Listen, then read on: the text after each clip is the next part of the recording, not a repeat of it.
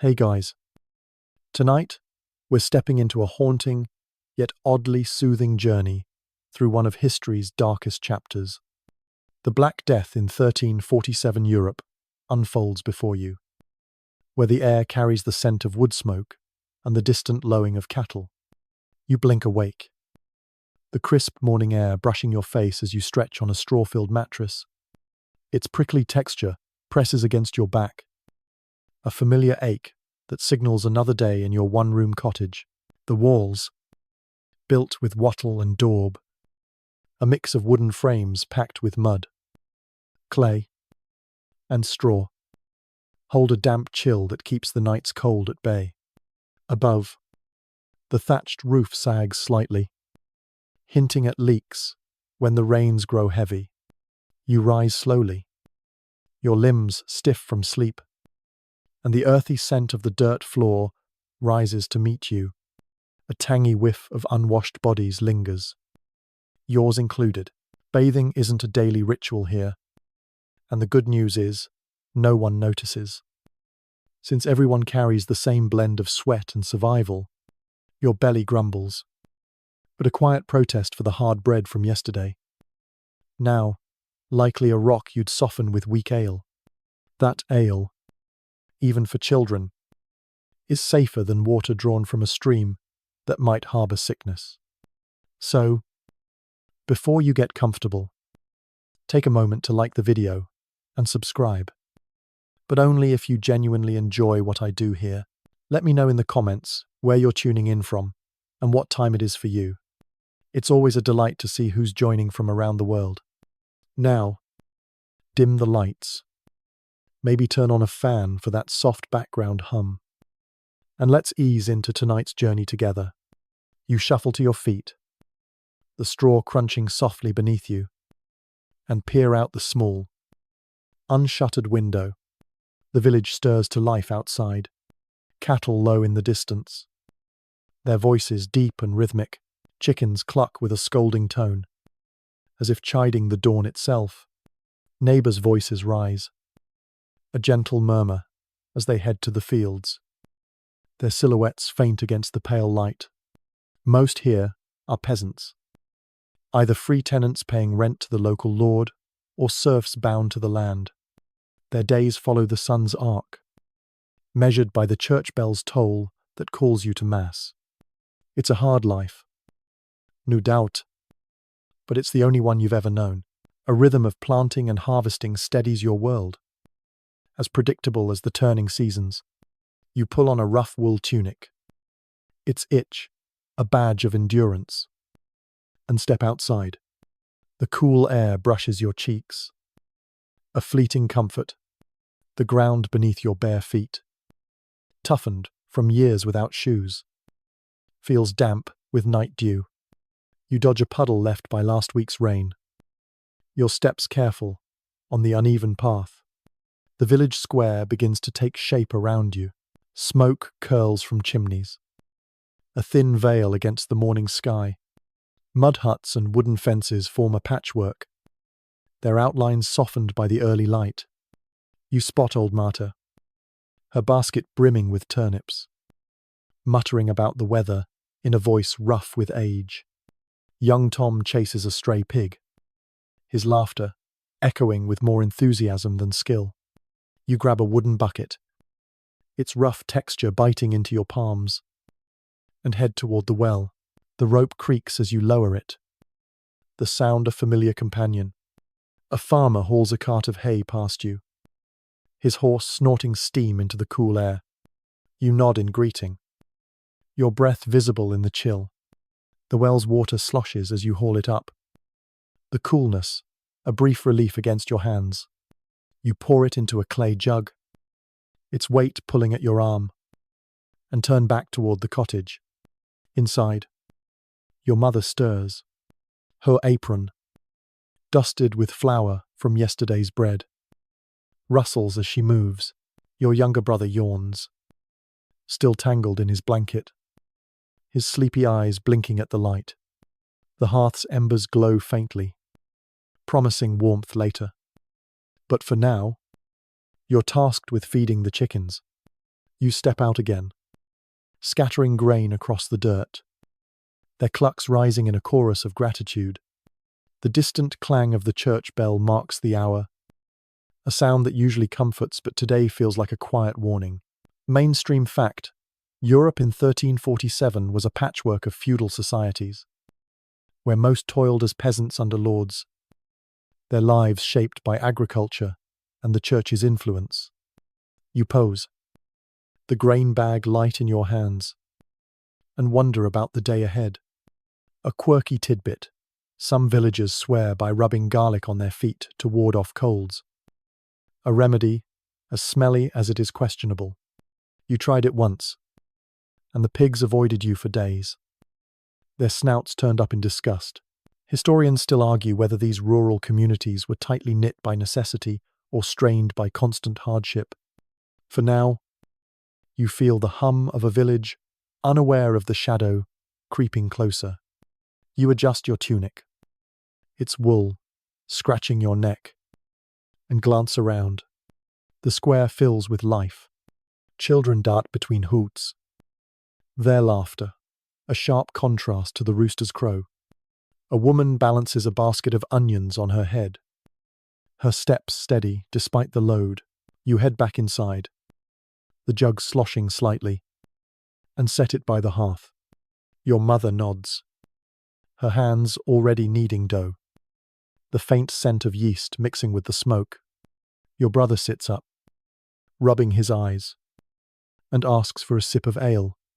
You pour him a small cup. It's weak bitterness, a daily ritual. Outside, the village hums with the start of chores. You hear the rhythmic thud of an axe, chopping wood, the creak of a cartwheel.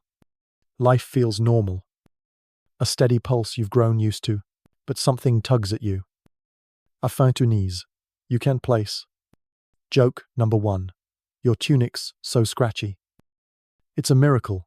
You don't molt like a duck shedding feathers. You shake it off and step back out. The bucket now empty, ready to fetch more water. The well draws a few curious glances as you approach again. A man with a weathered face nods, his cart loaded with hay, swaying slightly. You lower the bucket once more. The ropes groan, a steady beat. The water's cool touch soothes your hands, and you haul it up with a grunt. Joke number 2. If this bucket gets any heavier, you'll be trading it for a plough horse to do the lifting. You pour it into the jug, the clay cool against your fingers, and carry it back. The village square is busier now. A group of women chat near a well, their voices a soft hum. A boy herds goats, their bells jingling faintly. You set the jug down, your arms aching, and stretch. The air carries the scent of fresh bread from a nearby hut, a rare treat that makes your stomach growl louder. Joke number 3. You're so slow this morning. The chickens might start feeding you their grain instead. You laugh quietly to yourself, the sound lost in the village's rhythm. For now, the day feels like any other. You grab a broom and sweep the cottage floor, the dirt swirling in thin clouds. Your mother hums a tune, her voice low and soothing. As she shapes the dough, your brother joins you, his small hands clumsy with the broom. The hearth crackles, the embers flaring briefly. Outside, the sun climbs higher, its light filtering through the thatch. You hear the clatter of a pot, the bark of a dog, the distant call of a shepherd. Life moves forward, a steady dance you've always known. But that unease lingers, a shadow you can't shake. The church bell tolls again, its echo rolling over the fields. You pose, broom in hand, and wonder what lies beyond the horizon. The calm before the storm. Indeed. And you have no idea what's coming. Section 2. You finish sweeping the cottage floor, the last of the dirt settling into a neat pile by the door, and step outside with the bucket once more. The morning air feels a touch warmer now. The deep turquoise sky above hinting at the sun's climb. Its saffron glow brushing the thatched roofs. You head toward the livestock pen, the wooden bucket swinging lightly in your hand, its rough handle worn smooth by your grip. The chickens cluck as you pass, their feathers ruffling in the breeze, and the cattle low in the distance, a deep rumble that vibrates through the ground. Your task is simple, tending to the animals before the day's heat sets in. But today, there's a new edge to the air. Whispers of sickness have begun to drift through the village, carried on the tongues of neighbors who gather at the well. You push the thought aside, focusing on the task ahead. Though a faint unease tugs at you, you reach the pen, the wooden fence creaking as you lean against it, and scatter a handful of grain for the chickens. Their beaks peck at the dirt, a frantic little dance.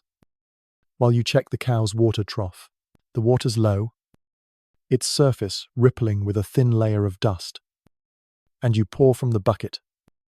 The cool splash, a brief relief against the morning's growing warmth. The cow's breath steams in the cool air, its large eyes watching you with a calm indifference. You pat its flank, the coarse hair rough under your palm, and move to the goat, its bleat sharp and insistent.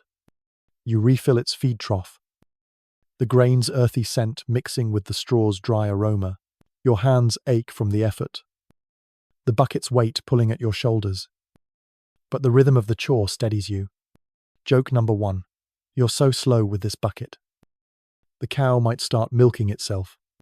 The village hums around you.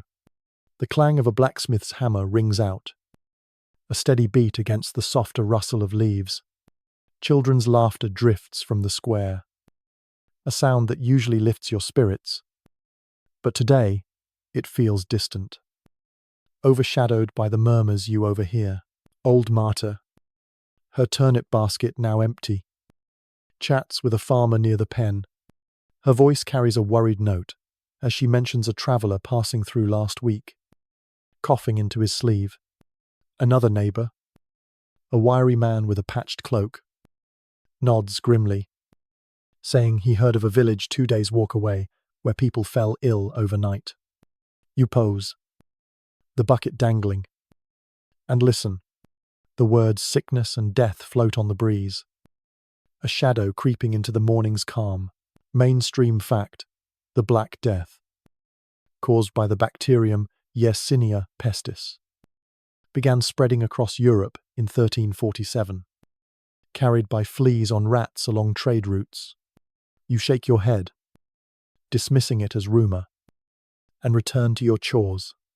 You check the chicken coop next, the straw inside damp from last night's dew, and spread fresh bedding. The hens cluck approvingly, their feathers brushing your legs as you work. The goat nudges your hip, demanding attention, and you scratch its ears, its bleat softening into a contented hum. The sun climbs higher, its saffron light warming your back, and sweat beads on your forehead. You wipe it with your sleeve, the wool scratching your skin, and glance toward the fields. Peasants move slowly, their hoes glinting in the light, their figures small against the vast expanse. The air carries the scent of turned earth and damp straw, a smell that grounds you, but those whispers linger, a faint itch you can't scratch. Joke number 2. If the goat keeps nudging you, you might trade places and let it haul the bucket. Back at the cottage, you set the bucket down and stretch your aching arms. Your mother calls you inside, her voice a gentle command, and you find her stirring a pot over the hearth. The smoky aroma fills the room, mingling with the tang of unwashed wool from your tunic. She hands you a chunk of bread, its crust hard as stone, and a cup of weak ale. You dip the bread, softening it, the ale's bitter taste, a daily ritual. Your brother joins you, his small hands reaching for his own cup, and you share a quiet laugh at his sleepy face. Outside, the village grows busier. The church bell tolls, its deep tone rolling over the fields, calling the faithful to morning mass. You hear the shuffle of feet, the murmur of prayers, and the creak of the priest's door. Life moves forward, a steady pulse. But that unease grows. A quirky tidbit some villagers believe tying a red thread around the wrist wards off illness. A charm you've seen Marta wear, with pride. Historians still argue whether these rural communities' tight bonds helped them cope with hardship or fueled the spread of panic. For now, you sip your ale and wonder. You step outside again, the bucket now empty, and head to the well for a final refill. The square is alive with activity. A woman balances a basket of onions. Her steps steady, despite the load. A boy herds goats, their bells jingling faintly. A sound that usually soothes, but today feels like a warning. You lower the bucket. The ropes groan, a steady beat, and haul it up. The water cool against your hands. You pour it into the jug, the clay's weight pulling at your arm, and carry it back. The air carries the scent of fresh bread from a nearby hut. A rare treat that makes your stomach growl louder. You set the jug by the door, your arms aching, and stretch. The sun's warmth intensifies, the saffron light casting long shadows. Joke number 3. You're moving so slow. The chickens might start herding you instead. You chuckle softly, the sound lost in the village's rhythm. The whispers grow louder as you linger near the well. A group of women huddle, their voices low, discussing the traveller's cough. One mentions a village where half the people fell ill, their bodies stacked like cordwood. You shiver, the morning's warmth suddenly inadequate, and head back inside. Your mother looks up from her pot, her eyes narrowing as she senses your mood. She mutters a prayer, her fingers tracing the cross. A habit you've seen more often lately. Your brother plays with a wooden toy, oblivious to the tension. The hearth crackles, the smoke curling upward, and you sit by the fire, the ale cup warm in your hands. The village's pulse continues outside. The clang of tools, the bark of a dog, the distant call of a shepherd. But that shadow looms larger, a quiet threat you can't ignore. The church bell tolls again, its echo lingering, and you wonder what tomorrow will bring. The day stretches ahead, a familiar routine of chores and rest. You help your mother knead dough, the flour dusting your hands. Its soft texture, a contrast to the rough wool.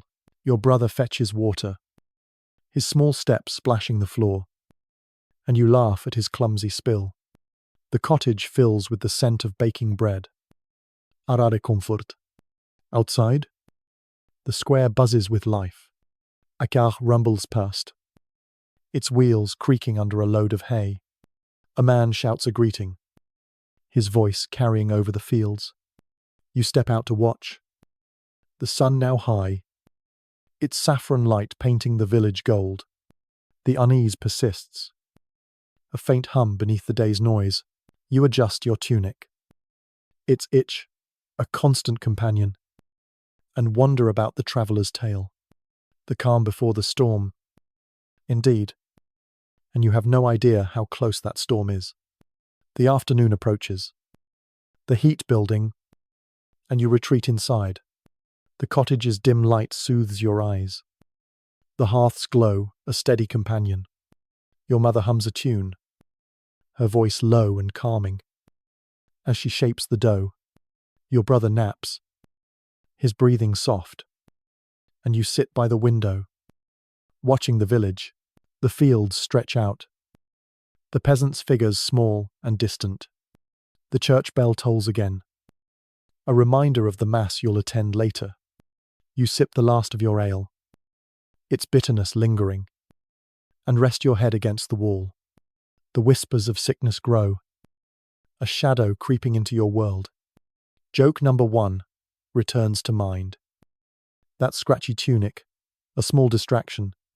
You smile faintly, The village's rhythm, a fragile shield against the unknown. The day moves on, but that unease grows. A quiet warning you can't shake. Section 3. You linger by the cottage window. The afternoon sun casting a warm saffron glow through the unshuttered frame. Its deep turquoise sky, a backdrop to the village's steady hum. The ale's bitter aftertaste lingers on your tongue. A quiet companion, as you stretch your stiff limbs. The straw mattress's prickly memory still fresh. Your mother's humming fades as she tends the hearth. The dough now rising under a cloth. Its yeasty scent mixing with the smoky air. Your brother naps nearby. His soft breaths, a contrast to the clatter outside, where the blacksmith's hammer rings with a rhythmic clang. You rise, your wool tunic scratching your neck, and decide it's time to step out. The village square calls, its energy pulling you into the day. But first, you need to prepare today. You'll don the clothes that mark your place in this world. Vibrant robes heavy with status symbols.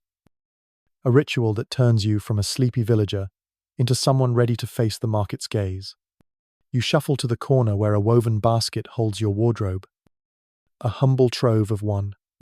The air inside carries the earthy tang of mud walls, the faint sourness of last night's stew, and the dry rustle of straw. You pull out your tunic. A deep indigo robe dyed with months of bartering. Its fabric thick and handwoven by artisans whose fingers must ache more than yours. The colour screams wealth in this 1,347 world. A signal of your tie to trade routes, where indigo flows like a silent river. You slip it on, the dye's sharp scent hitting your nose. Its weight, pulling at your shoulders as it scratches your skin, sweat beads already. The morning's chores leaving you damp. But in Timbuktu, or this European village, looking the part outweighs comfort. Joke number 1. This robe's so heavy. It could double as armor, if only it shielded you from the Lord's next scolding. Next, you wrap a sash around your waist. A faded red strip embroidered with tiny geometric patterns. A hand-me-down from your uncle who swears it brought luck in a salt deal gone sideways. It's not just decoration. It holds your tunic in place and gives you a spot to tuck your knife. A small curved blade more for show than use. The sash's edges are frayed. Its weight, a quiet promise. Though you doubt its luck will outsmart the market's sharp tongues, you knot it tightly, adjusting with care, and catch your reflection in a polished bronze disc hanging on the wall. Your lopsided effort makes you sigh. On the tilt, a reminder of your novice status. Mainstream fact-dyed textiles, especially indigo and red fabrics, were a cornerstone of medieval Europe's trade, with villages like yours exporting goods to distant markets, shaping local fashion. You smooth the sash, hoping to fake some confidence. The head wrap comes next. A long strip of white cotton tattered from the desert winds, or here, the damp breezes off the fields. It's essential, shielding your scalp from a sun that could turn it into a clay pot in a kiln. You wind it carefully, mimicking the elegant folds of wealthier folk. But your fingers fumble, leaving it looking like a camel chewed and spat it out. You glance at the bronze again, grimacing at the crooked result, and wonder if anyone will notice at mass. Your sandals follow. Leather strips, tough as jerky, stitched with sinew, offering no comfort but practical for the muddy paths. You slide them on, wincing as they graze yesterday's blisters. Most go barefoot, but as a villager with aspirations, you need to signal a step above the dirt. Joke number 2. Your wardrobe's so sparse. One tear, and you're negotiating in your underclothes. The final touch is jewelry, a modest claim to status in a world where gold glints like a dream. You're no Mansa Musa, whose wealth dazzled travelers, but you've got a single bronze bangle, a gift from your mother when you started helping the family. It's simple, etched with a faint spiral, and clinks softly as you move. A small boost to your spirit. Wealthier folk sport gold rings or coral beads, each piece a silent boast. But your bangle suffices. You adjust it. Its cool weight, a comfort, and dream of the day. It might be gold, though you're more likely to trip over a goat than strike it rich. A quirky tidbit. Some villagers weave tiny bells into their sandal straps, claiming the jingle wards off evil spirits. Though you suspect it's just to annoy their rivals, you stick to plain leather. The jingle too loud for your taste. Your outfit's complete, but comfort's a distant memory. The robe pulls at your shoulders. Sand creeps into your sandals, and you're sure a flea's taken up residence in your head wrap. Itching with glee, hygiene's a losing battle here. Laundry, a chore of hauling well water, scrubbing with ash, and praying the sun dries your clothes before they mildew. Most wear their robes until they fall apart, explaining the village's shared aroma of ambition and sweat. You consider changing, but the basket's empty. No backup to save you. You step outside, the street alive with colours. Women in yellow head wraps balance baskets. Men in green tunics haul carts. Kids in patched rags dart about. Each outfit a silent claim to status. Historians still argue whether medieval dress codes reflected social hierarchy or practical survival in harsh climates. You feel both. Sweating under your indigo layers. You pause to adjust your sash again, catching Amina's a local woman's eye as she passes. Her blue robe making yours look like a sack. She smirks, likely judging your head wrap's sad tilt, and you flash a grin, pretending it's intentional. In this village, confidence is half the game, and you're learning to fake it. Your clothes aren't just fabric, they're armor, status. A quiet prayer you'll make it through the day without someone calling your bluff. The indigo dye's sharp scent fills your lungs as you take a deep breath. Stepping into the street where the church bell's echo fades into the clamour of a village that never fully rests. Joke number 3. At this rate, your status symbol might just be the flea calling your head wrap home. You chuckle softly, the sound lost in the morning's noise. The square buzzes with life as you move forward. A cart krieg's bust. Its wheels groaning under a load of turnips. A man shouts a greeting, his voice carrying over the fields, while a dog barks at a stray chicken. You adjust your bangle, its clink a small rhythm, and head toward the well. The water's surface reflects the saffron light, a mirror to the sky, and you pause to refill your jug. The rope's groan is a steady beat. The cool water, a relief against your hands. You pour it carefully, the clay jug heavy, and carry it back. The village's pulse quickens. Children chase each other, their laughter sharp against the rooster's crow. A woman balances a basket of onions, her steps steady despite the load. You set the jug down, your arms aching, and stretch. The robe's weight, a constant pull. Inside, your mother glances up from her dough, her eyes narrowing as she senses your mood. She mutters a prayer, her fingers tracing the cross, a habit growing more frequent. Your brother wakes, his sleepy face blinking at the light, and asks for ale. You pour him a cup, the weak bitterness, a daily ritual, and share a quiet laugh at his clumsy sip. The hearth crackles, the smoke curling upward, and you sit by the fire, the ale cup warm in your hands. The village's rhythm continues outside.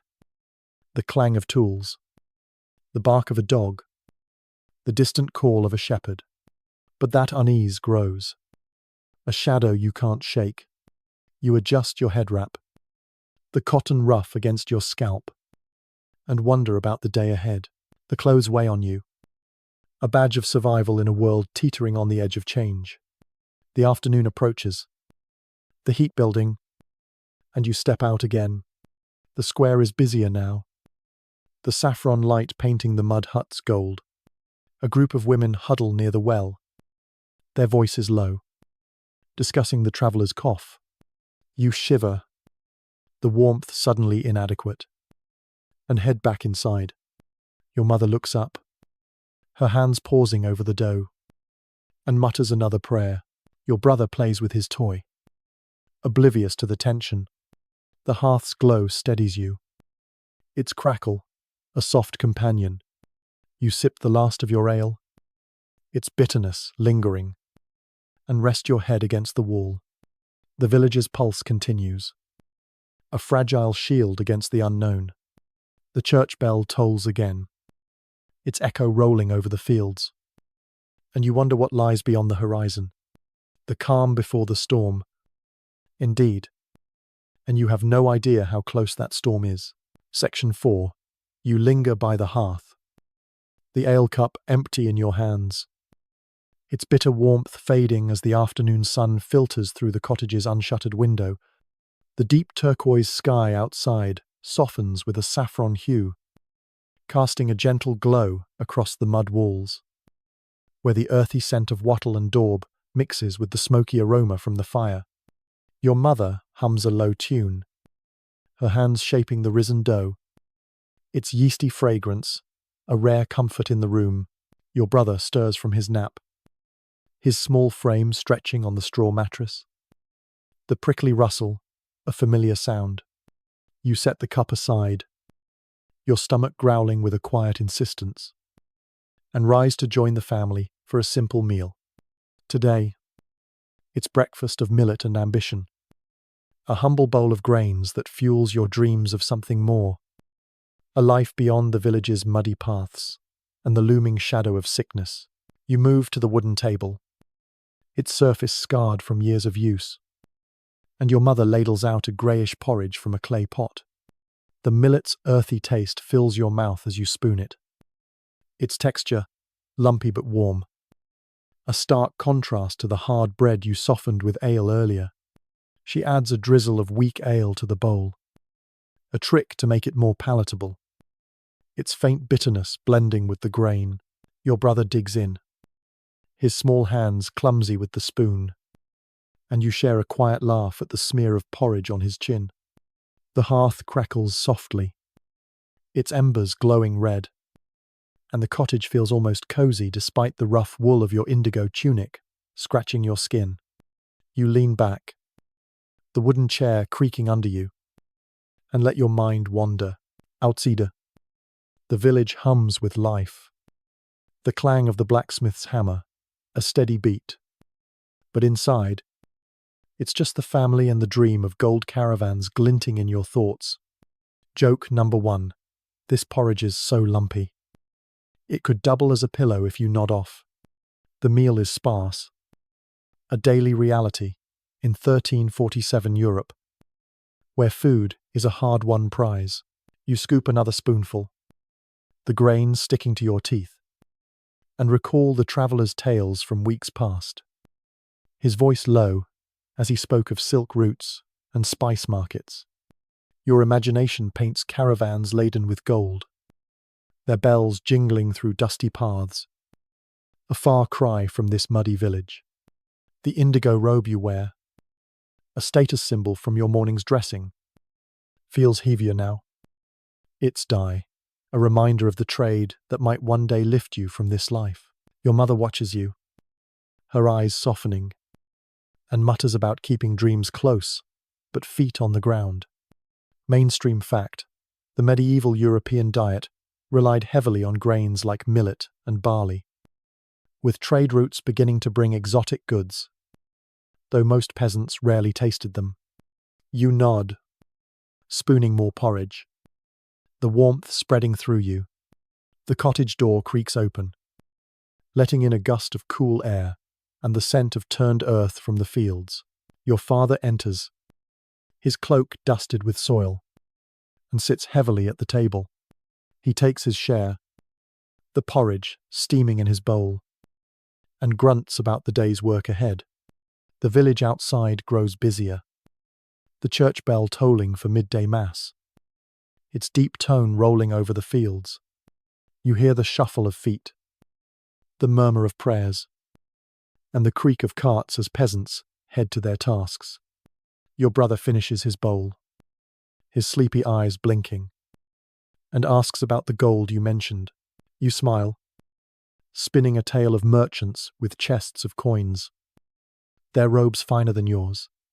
The saffron light through the window catches your bangle, its bronze glint, a quiet ambition, a quirky tidbit.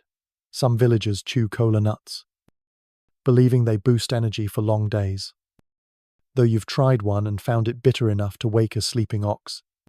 Historians still argue whether such trade goods trickled down to peasants or remained elite luxuries. For now, your porridge fuels that dream. You lean forward, the table's roughness against your elbows, and picture those caravans again. The silk routes, a whisper from the traveller, stretch across your mind, their camels swaying under loads of treasure. Your father chuckles, his voice rough, and teases you about trading your bucket for a merchant's saddle. The family shares a laugh, the sound warm against the cottage's cool walls. You finish your bowl, the last spoonful sliding down, and wipe your mouth with your sleeve. The indigo robe shifts, its weight a constant pull, and you adjust your sash, the red fabric frayed but sturdy. Outside, the village pulse quickens. A dog barks at a stray chicken, its yip sharp against the softer cluck. A woman's voice calls a child, the tone firm yet gentle. You rise, the chair creaking, and help clear the table. Joke number 2. If this porridge gets any thicker, you'll need a shovel to eat it. The hearth's glow dims as the embers settle, and your mother adds a log, the crackle rising anew. Your brother yawns, his head nodding, and you ruffle his hair, the dark strands soft under your hand. The cottage fills with the scent of baking bread, a rare treat that makes your stomach growl again. You step to the window, the saffron light fading as the sun climbs higher, and watch the fields. Peasants move slowly, their hoes glinting, their figures small against the vastness. The air carries the turned earth's richness, a smell that grounds you, but those travellers' tales linger, a shadow on your dream. You adjust your head wrap, the cotton ruff against your scalp, and wonder about the sickness he mentioned. The church bell tolls again, its echo a reminder of the mass you'll attend. Joke number 3. You're so lost in gold dreams. The chickens might start trading with you. The afternoon stretches ahead. The heat building inside the cottage. You help your mother knead more dough, the flour dusting your hands, its softness a contrast to the rough wool. Your brother fetches water, his small steps splashing the floor, and you laugh at his clumsy spill. The water pooling briefly, the hearth's warmth spreads, the smoke curling upward, and you sit by the fire, the ale cup refilled in your hands. Outside, the village buzzes. A car rumbles past, its wheels groaning under a load of hay. A man shouts a greeting, his voice carrying over the fields. You sip the ale, its bitterness a steady companion, and rest your head against the wall. The porridge sits heavy in your stomach, a fuel for your ambitions, and you close your eyes, the gold caravans dancing in your mind. The village's rhythm continues, a fragile shield against the unknown. You hear the rhythmic thud of an axe, the creak of a cartwheel, the distant call of a shepherd. The unease from the traveller's tale grows, a quiet hum beneath the day's noise. You adjust your bangle, its clink, a small rhythm, and wonder about the future. The indigo robe weighs on you, to a badge of survival in a world teetering on change. Your mother hums again, her voice low and soothing, and your brother naps, his breathing soft. The hearth crackles, the smoke, a thin veil, and you sit in the quiet, the porridge's warmth lingering. The church bell tolls once more, its deep tone rolling over the fields, and you drift, the dream of gold, a faint light in the growing shadow. Section 5. You sit by the hearth, the porridge's warmth settling in your stomach, its earthy taste lingering as the afternoon sun filters through the cottage window.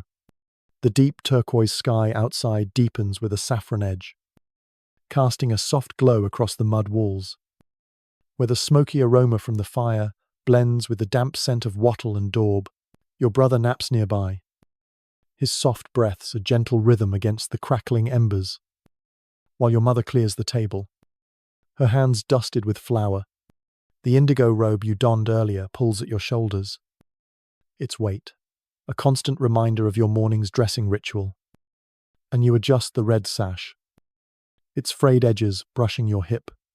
The village hums beyond the walls, the clang of the blacksmith's hammer, a steady beat.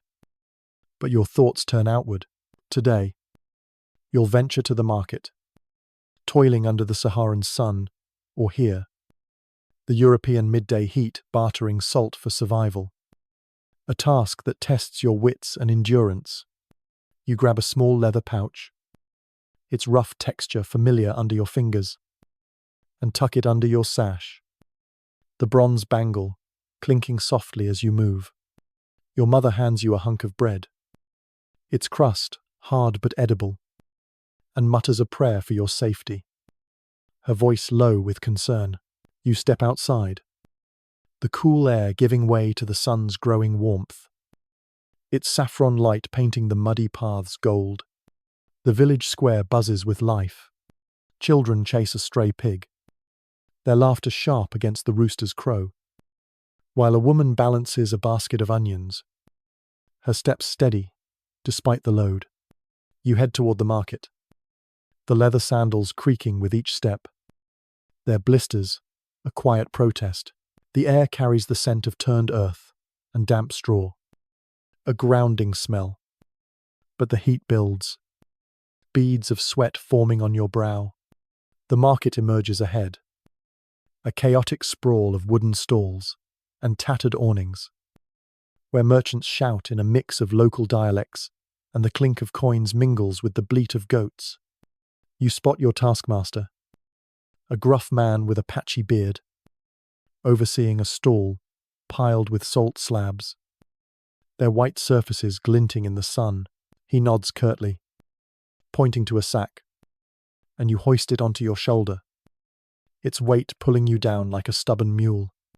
The salt, mined from distant lands and traded here, is your currency today, worth more than your month's wages in this 1,347 world. You stagger toward a trader in a deep blue cloak, his eyes sharp as he inspects the goods.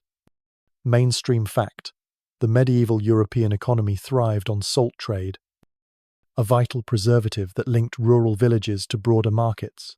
You drop the sack, your arms trembling, and wipe your brow, the sweat mixing with dust. The trader haggles, his voice a rhythmic chant, offering a bolt of coarse wool for 2 slabs. You stand by, trying to look useful, but the heat fries your brain, the indigo robe sticking to your back like a second skin.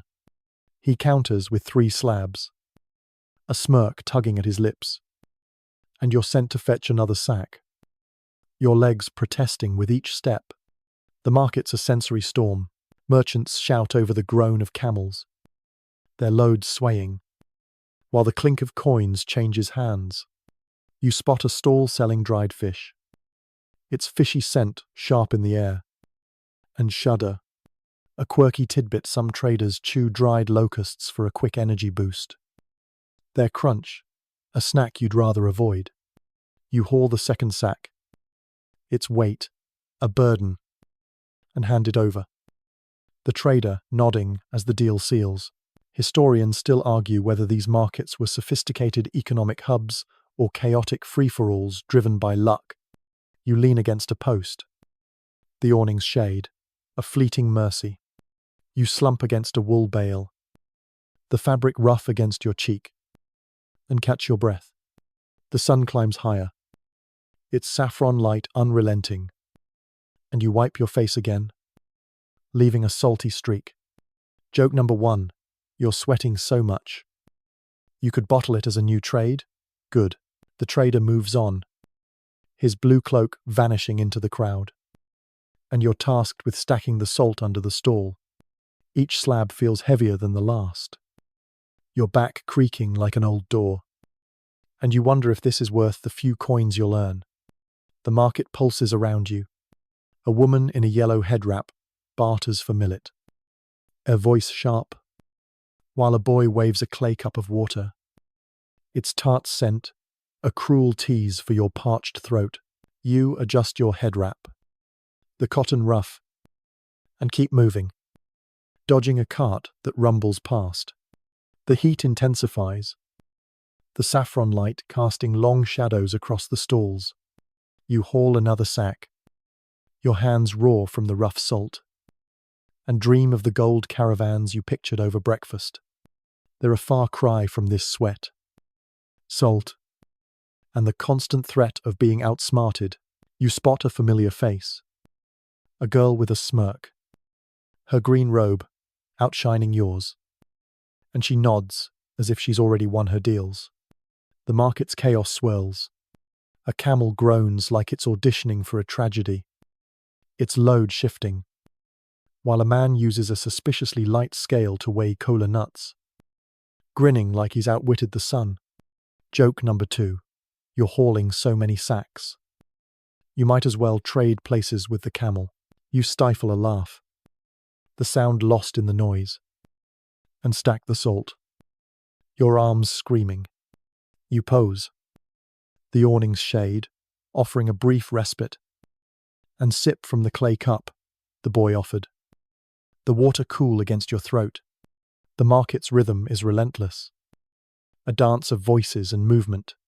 Traders in red tunics shout prices, their hands gesturing wildly, while a griot's distant song weaves through the air, its melody a faint comfort.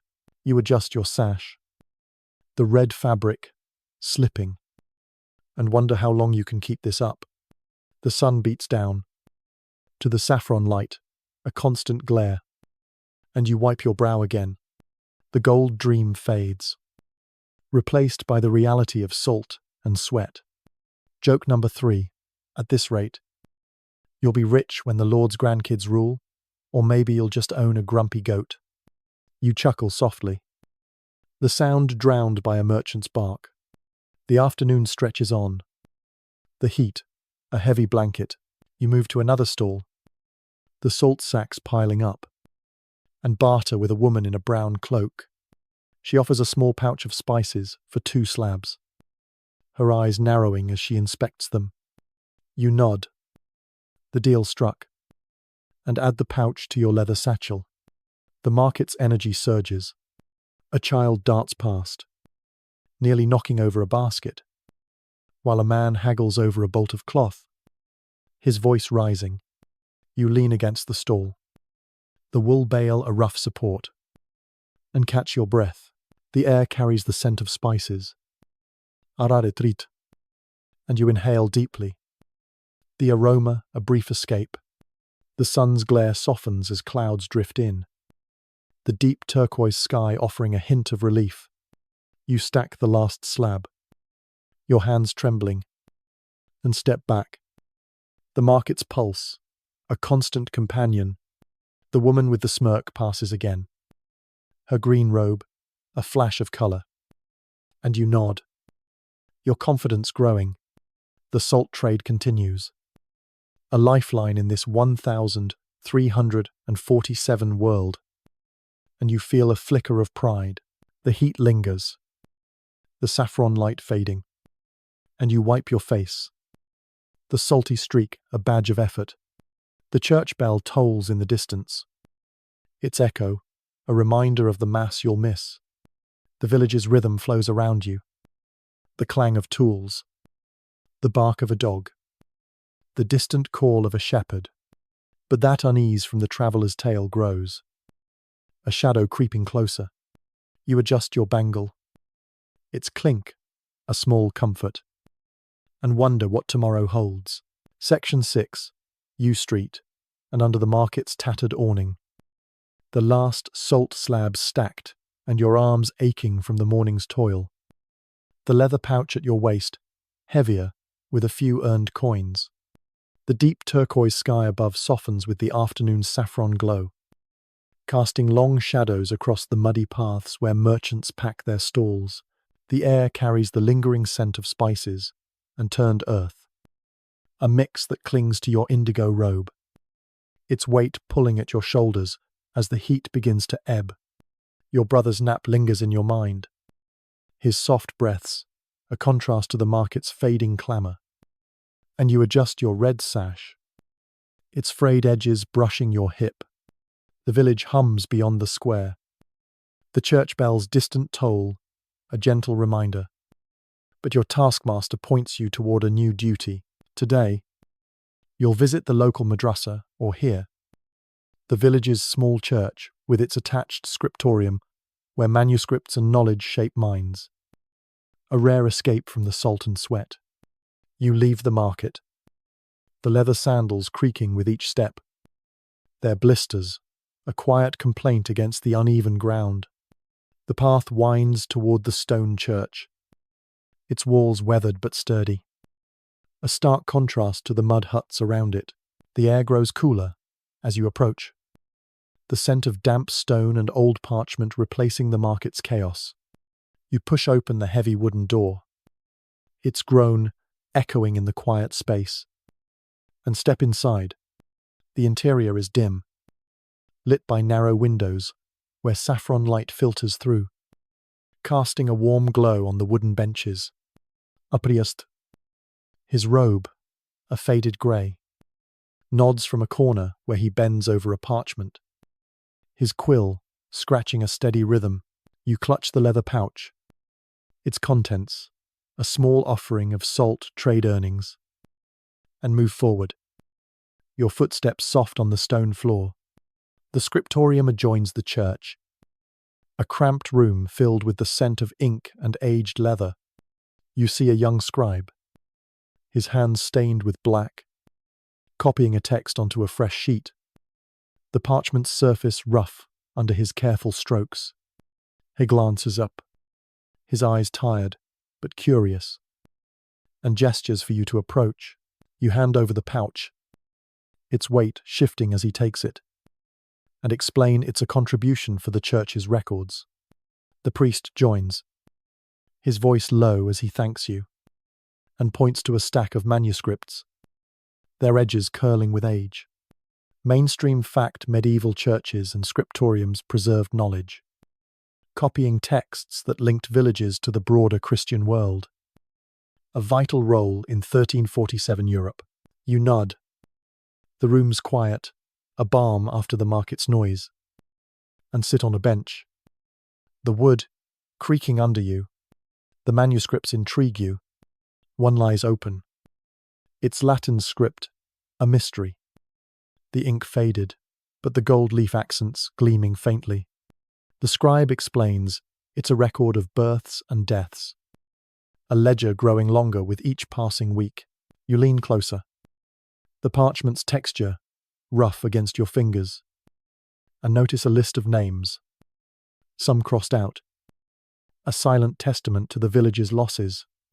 The priest mutters about the traveller's tales, his voice tinged with worry, and you feel that unease from the market return.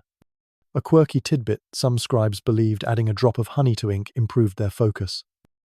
A sweet trick you've seen the young man try with a shy grin. Historians still argue whether these scriptoriums were centers of learning or mere repositories of clerical duty. You listen. The quills scratch, a steady beat, and wonder about the knowledge held here. You settle onto the bench, the wood's coolness seeping through your robe, and watch the scribe work. His hands move with precision, the ink pooling in careful lines, and you marvel at the patience required. The saffron light shifts, casting shadows across the room, and you hear the faint hum of the village outside, the clang of a distant tool, the bark of a dog. The priest joins you, his grey robe brushing the floor, and opens another manuscript. This one, a star chart, etched with constellations. He points to a cluster, explaining it guides travelers. And you nod, imagining the caravans you dreamed of over breakfast. The room grows quiet, the quill pausing, and you feel a moment of peace. Joke number 1. You're so still watching him. The scribe might hire you as a paperweight. The priest offers you a seat closer to the manuscripts, the bench creaking as you shift. He speaks of the church's role, its records tracking the village's life. And you listen, the saffron light warming your face. The scribe resumes, his quill scratching again, and you notice a small clay tablet nearby, its surface marked with numbers. The priest explains, it's a tally of tithes, a record of the Lord's demands. And you nod, the weight of your own labor fresh in your mind. The air carries the scent of ink, a sharp contrast to the market spices, and you relax. The room's stillness, a refuge. The village's pulse continues outside. The distant call of a shepherd, the creak of a cart. But here, it's just the scratch of quill and the priest's low voice. You lean back, the bench's roughness against your back, and let your mind wander. The manuscripts hold stories, tales of kings and plagues, and you wonder what they say about your village. The priest turns a page, the parchment rustling, and points to a drawing of a cross, its gold leaf glinting. He speaks of faith, a shield against the unknown, and you nod, though the traveller's tales linger. The scribe pauses, stretching his hands, and offers you a quill to try. You take it, the feather light in your fingers, and scratch a clumsy line. The ink smearing, he laughs softly, the sound warm, and corrects your grip. Joke number 2. Your handwriting's so bad, the priest might use it to scare off ghosts. The afternoon deepens, the saffron light fading as clouds drift across the sky. The priest closes the manuscript, its cover worn, and thanks you again for the pouch. You rise, the bench creaking, and stretch your stiff legs, the robe's weight pulling at you. The scribe nods, returning to his work, and you step toward the door, the stone floor cool under your sandals. The village hums outside, the clang of tools, the bark of a dog, the distant call of a child. You pose. The church is quiet, lingering, and adjust your head wrap, the cotton rough against your scalp. The unease from the market grows, a shadow creeping closer. But here, you feel a moment of calm. The priest's voice follows you, a prayer for the village, and you step out, the saffron light softening the path. The square greets you with its familiar chaos.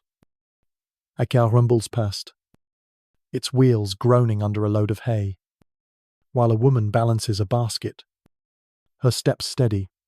You move through the crowd, the leather pouch lighter now, and head toward the well.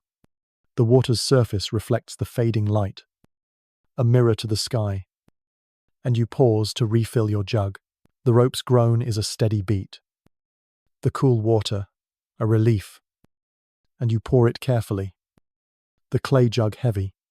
The market's energy lingers, the trader's shouts a faint echo, but the church's peace stays with you. You adjust your bangle, its clink, a small rhythm, and wonder about the manuscript's secrets. The sun dips lower, the deep turquoise sky deepening, and you carry the jug back, the village's pulse, a constant companion. Inside, your mother looks up from the hearth, her hands pausing over the dough, and asks about your visit. You describe the scribe, the manuscripts, the priest's quiet words, and she nods, her prayer resuming. Your brother wakes, his sleepy eyes blinking, and asks for a story. You smile, spinning a tale of star charts and gold caravans. The porridge's dream returning. The hearth crackles, the smoke curling upward, and you sit by the fire, the ale cup refilled. The village's rhythm flows outside. The clang of tools, the bark of a dog, the distant call of a shepherd. But that unease grows, a shadow you can't shake. The church bell tolls again, its echo rolling over the fields, and you drift. The manuscript's wisdom, a faint light in the growing dark. Section 7, U Street Ep, out of the church's cool embrace. The leather pouch, lighter at your waist. Its salt earnings now, a memory as the afternoon fades into a warm saffron glow against the deep turquoise sky. The stone floor's chill lingers on your sandals, a contrast to the market's heat that still clings to your indigo robe, its weight pulling at your shoulders as you adjust the red sash. The village square hums with the day's waning energy, the clang of the blacksmith's hammer softening, replaced by the creak of carts and the distant bleat of goats. Your brother's sleepy tale of star charts dances in your mind, a brief escape from the salt and sweat. But your taskmaster's gruff call pulls you back. Today, you'll haggle in the shade, dodging clever merchant tricks under the midday heat. A game of wits that tests your growing confidence in this 1,347 world. You head toward the market, the path uneven under your blistered feet, the leather creaking with each step. The air thickens with the scent of spices and turned earth, a heady mix that mingles with the sweat beading on your brow. The sun climbs to its peak, its saffron light, unrelenting, casting sharp shadows across the stalls where merchants pack their goods. You spot your taskmaster near a tattered awning, his patchy beard glinting with sweat, and he points to a sack of salt, its white surface glinting like a challenge. You hoist it onto your shoulder, the weight a familiar burden, and move to a trader in a deep blue cloak, his eyes narrowing as he inspects the goods. The shade offers a fleeting mercy, the awning's edge brushing your head wrap, and you stand ready to barter. The trader begins, his voice a rhythmic chant, offering a bolt of coarse wool for 2 slabs. You nod, trying to look shrewd, but the heat fries your thoughts. The indigo robe sticking to your back like wet clay. He smirks, countering with a demand for 3, his fingers tracing the salt's edge, and you're sent to fetch another sack, your legs protesting. The market pulses around you, a sensory storm of shouts and movement.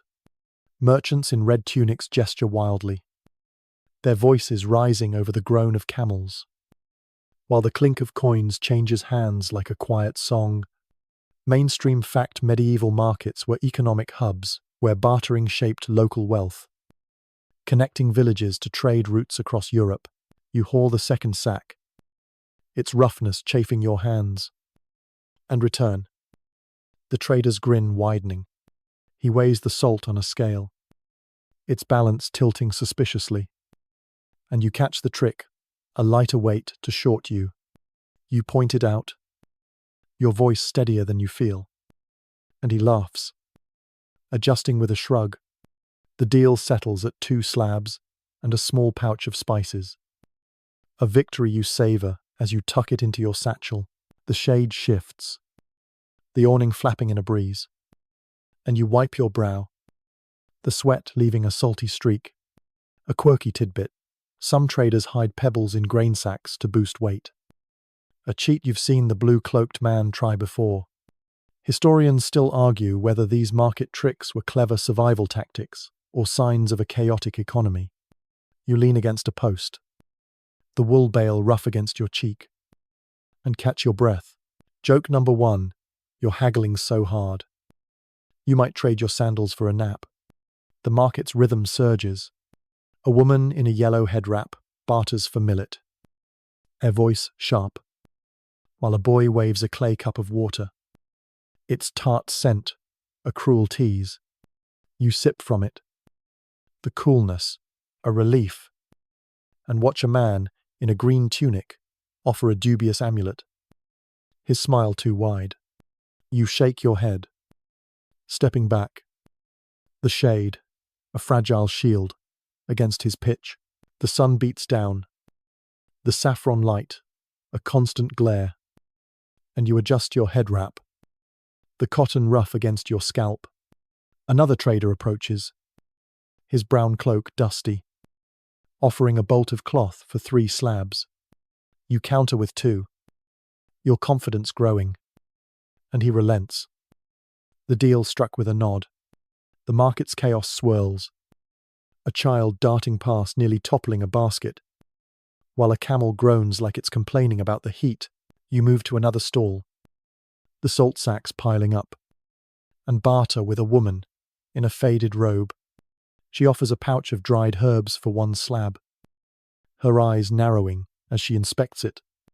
You agree.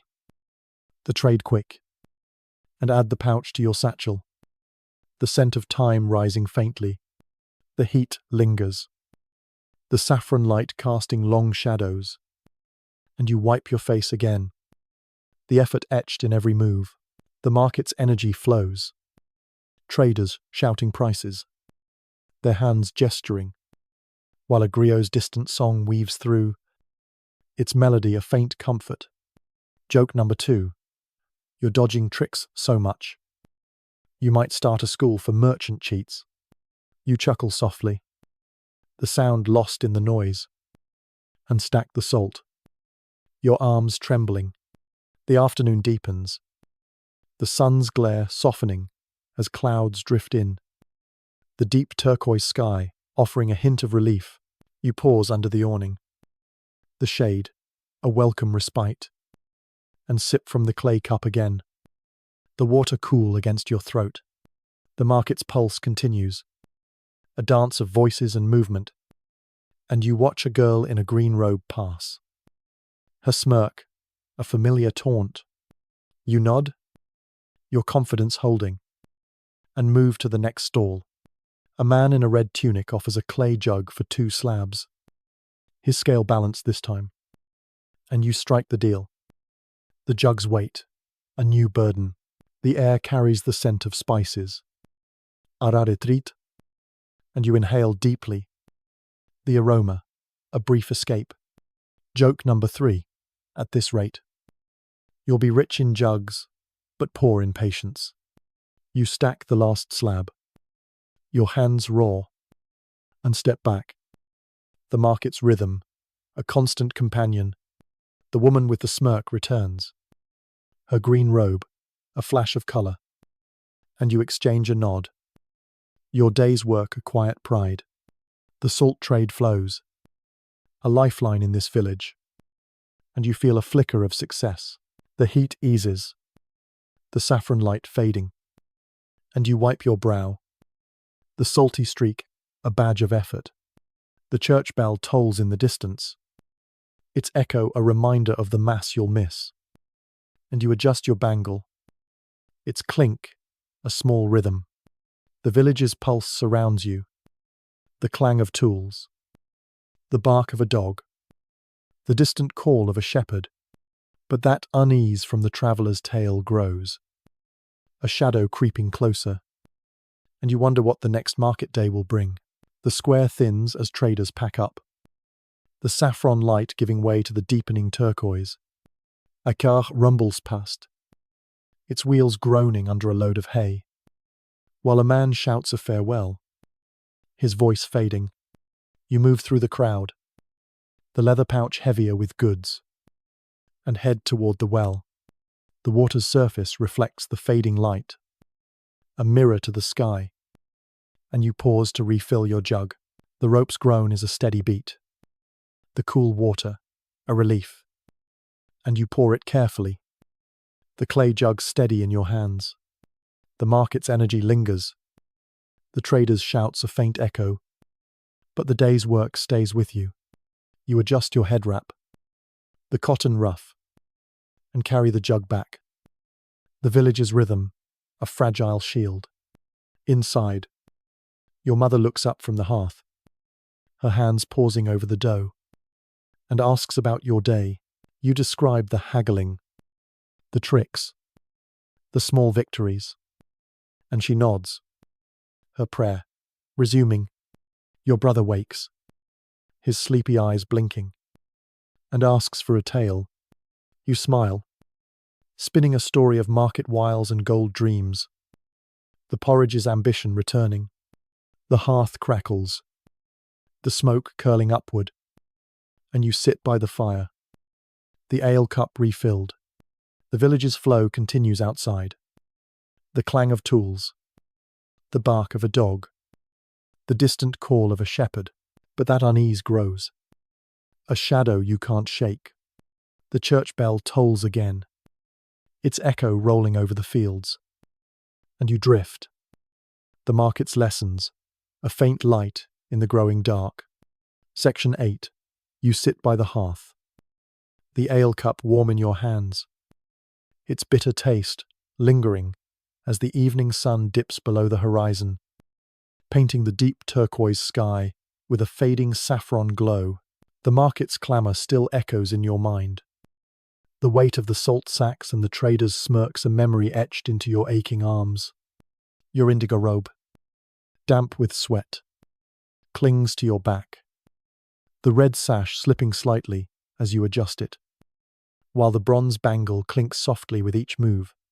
Your mother hums a low tune, her hands shaping the last of the dough, its yeasty scent mixing with the smoky air of the cottage. Your brother stirs from his nap, his sleepy eyes blinking at the fire's glow, and you feel the day's toil settle into your bones.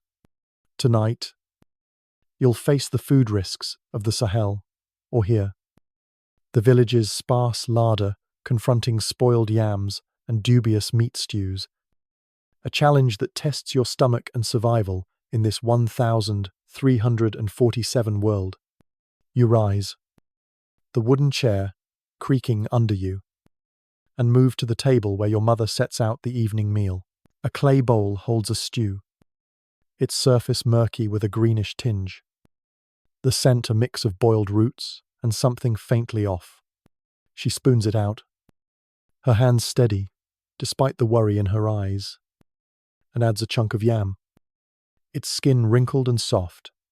You take a tentative bite, the stew's warmth spreading through you, but the yam's bitterness makes you pause, a sign it might have lingered too long in storage. Your brother digs in, his small hands eager, and you share a quiet laugh at his messy chin. Though the taste lingers uneasily, the hearth crackles, its embers casting a soft light, and the cottage feels almost safe, despite the rough wool scratching your neck. Joke number 1.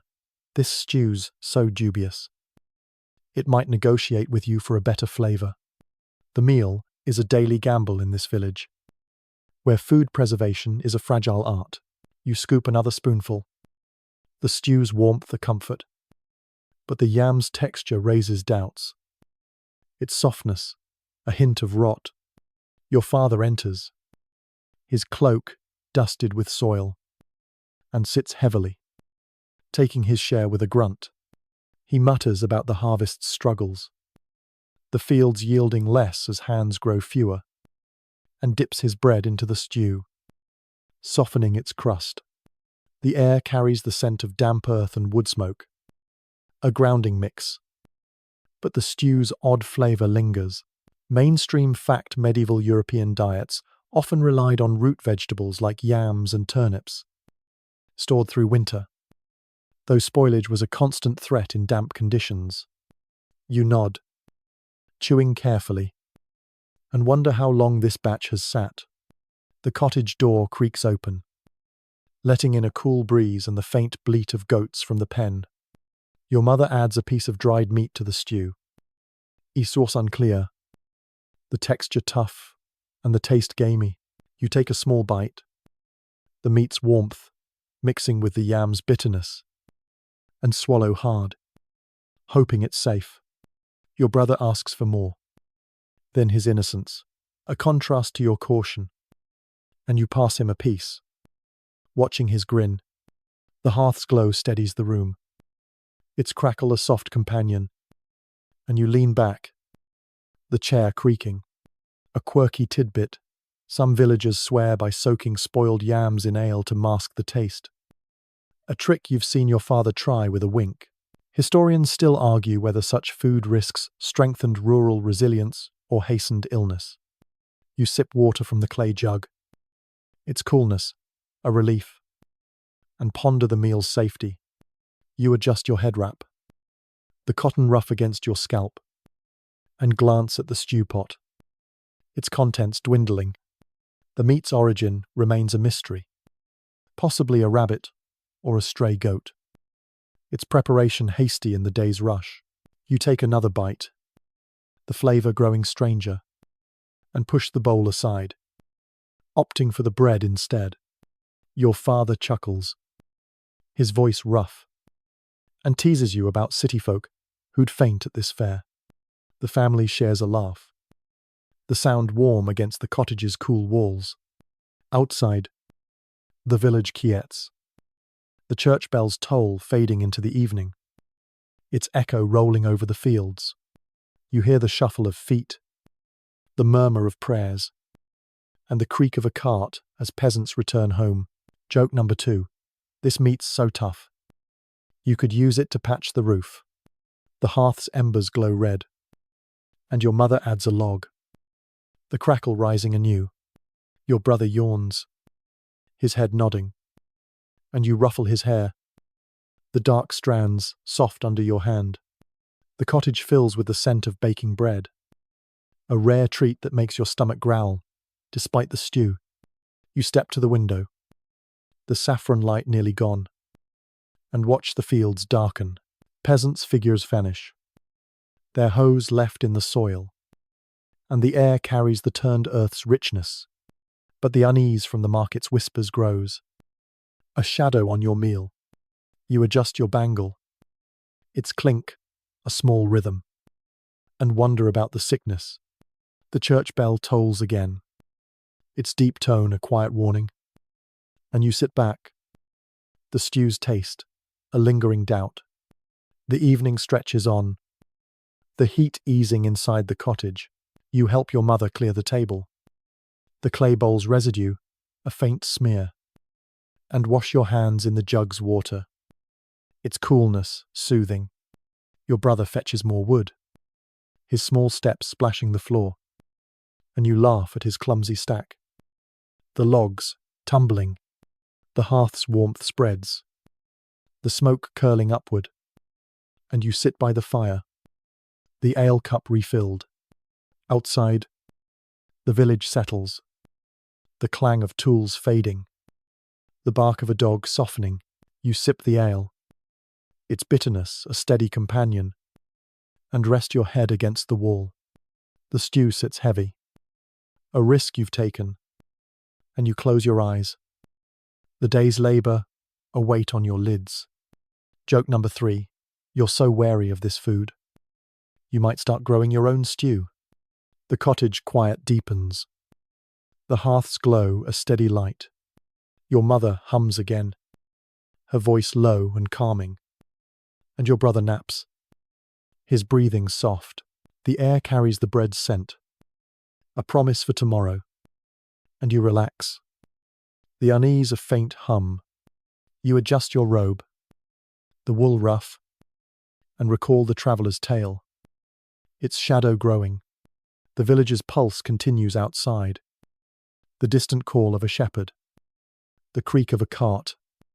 But here, it's just the family and the fire. The church bell tolls once more, its echo lingering, and you drift, The stew's risk, a small part of the village's fragile peace. The day moves on, but that shadow looms larger. A quiet threat you can't ignore. Section 9. You sit by the hearth. The clay bowl of dubious stew pushed aside. Its murky taste still lingering on your tongue as the evening deepens into a soft saffron glow against the deep turquoise sky. The cottage's air carries the yeasty scent of baking bread, a rare comfort that mingles with the smoky warmth from the fire, while the indigo robe you wore all day clings damply to your back, its red sash slipping with each move. Your brother naps nearby, his soft breaths a gentle rhythm against the crackling embers, and your mother hums a low tune, her hands resting after the day's labor. The bronze bangle clinks as you adjust it, a small weight against the unease that's grown since the market's whispers. Tonight, you'll witness the subtle power of women in Mali's courts or hear the village's quiet influence where queens and matriarchs shaped the empire with a strength unseen. A lesson in resilience amid the looming shadow of 1347. You rise, the wooden chair creaking under you, and step toward the window, the glassless frame offering a view of the darkening square. The church bell's toll fades into the distance, its echo rolling over the fields, and you hear the shuffle of feet as villagers head home. Your father enters, his cloak dusted with soil, and mutters about the Lord's latest demands, his voice rough with fatigue. Your mother listens, her eyes narrowing, and offers a quiet suggestion about negotiating better terms, her tone firm, yet gentle. You watch, intrigued, as he nods, a rare concession, and realize her influence shapes the household more than you'd noticed. The hearth's glow steadies the room, its crackle, a soft companion, and you settle back, the robe's itch, a minor distraction. Joke number 1. Your mother's so subtle. She could rule the village without anyone noticing her crown. The cottage door creaks open, letting in a cool breeze and the faint bleat of goats. And a neighbor, a woman named Agnes, steps inside. Her yellow head wrap glows faintly in the firelight, and she carries a basket of herbs, her steps steady despite the day's toil. She greets your mother with a nod, their voices low as they discuss the village's needs, from mending roofs to tending the sick. Agnes mentions a meeting with the Lord's steward, where she pressed for more grain stores, her words carrying a quiet authority. You listen, the air thick with the scent of thyme from her basket, and marvel at her sway.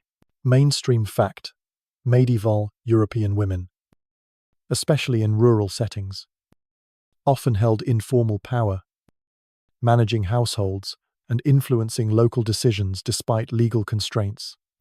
Your father grunts, acknowledging her success, and you nod, the lesson sinking in.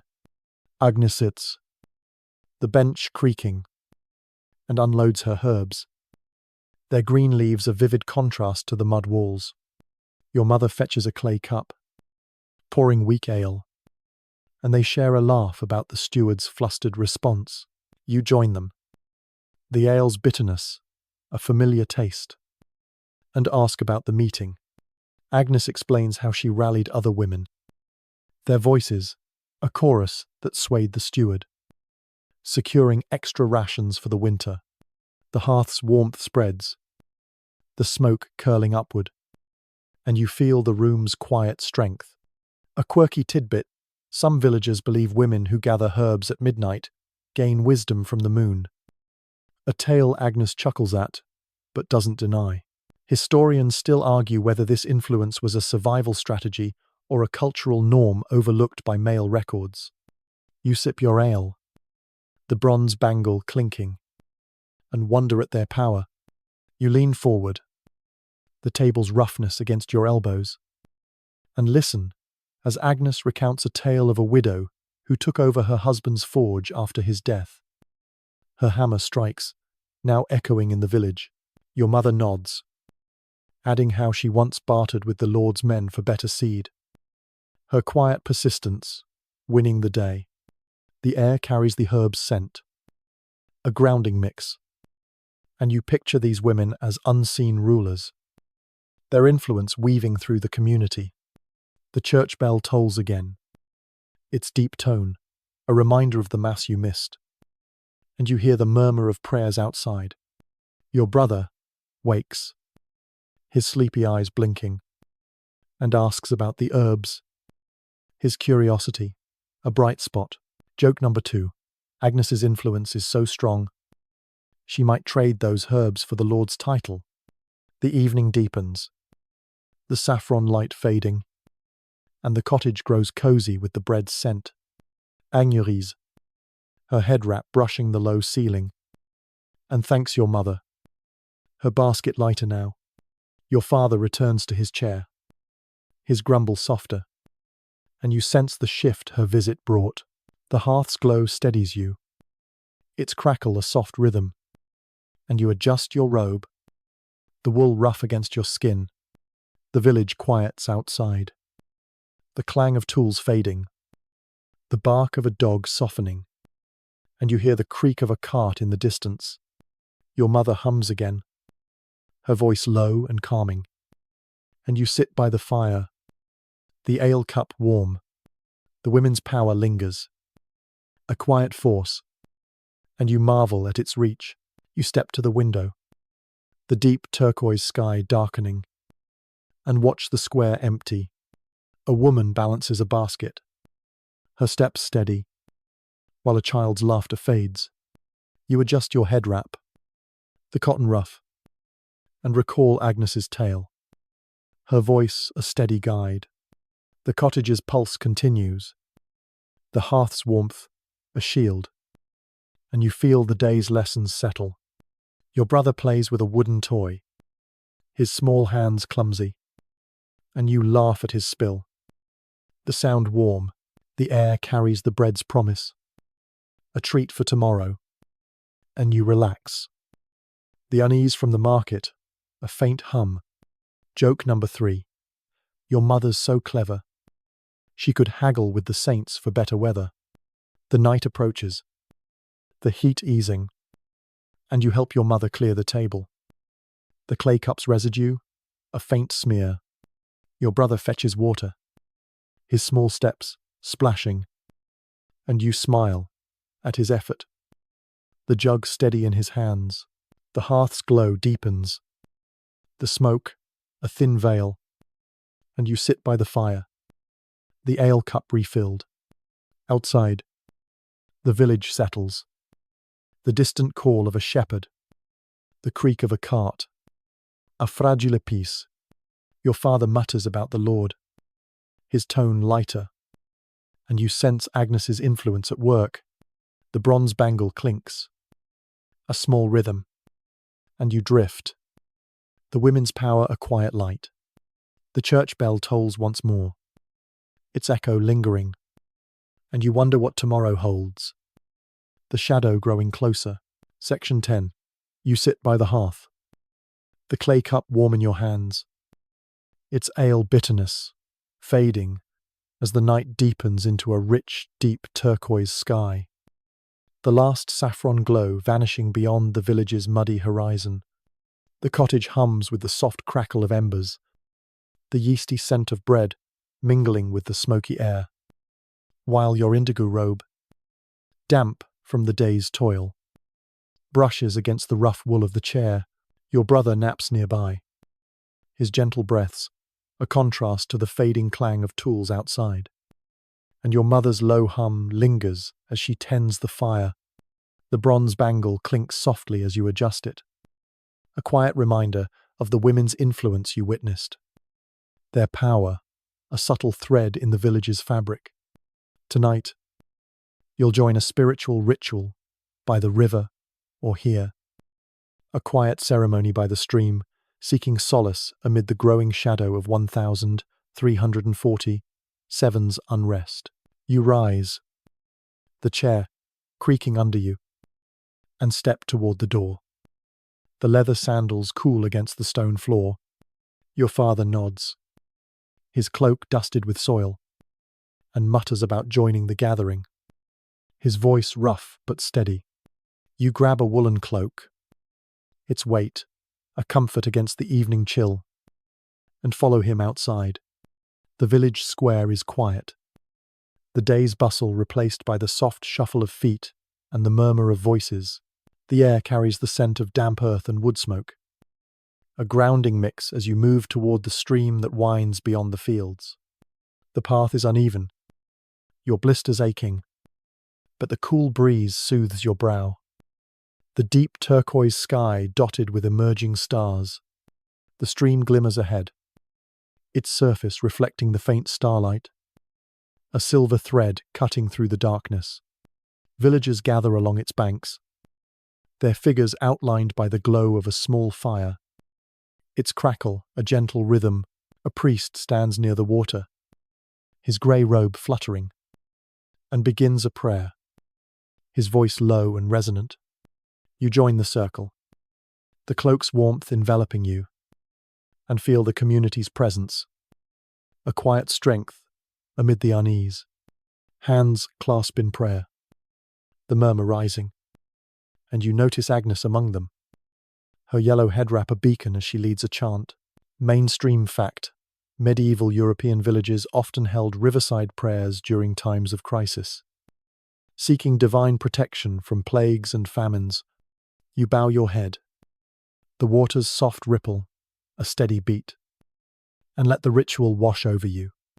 The fire's glow casts dancing shadows, the saffron light from the flames mixing with the turquoise night, and you hear the priest invoke blessings for the harvest and health. Your father mutters an amen, his voice joining the chorus, and you feel a moment of peace. The day's toil fading, the air carries the scent of burning herbs, a sharp contrast to the stream's freshness, and you inhale deeply, the aroma grounding you. A quirky tidbit: some villagers believe tossing a coin into the stream wards off evil spirits.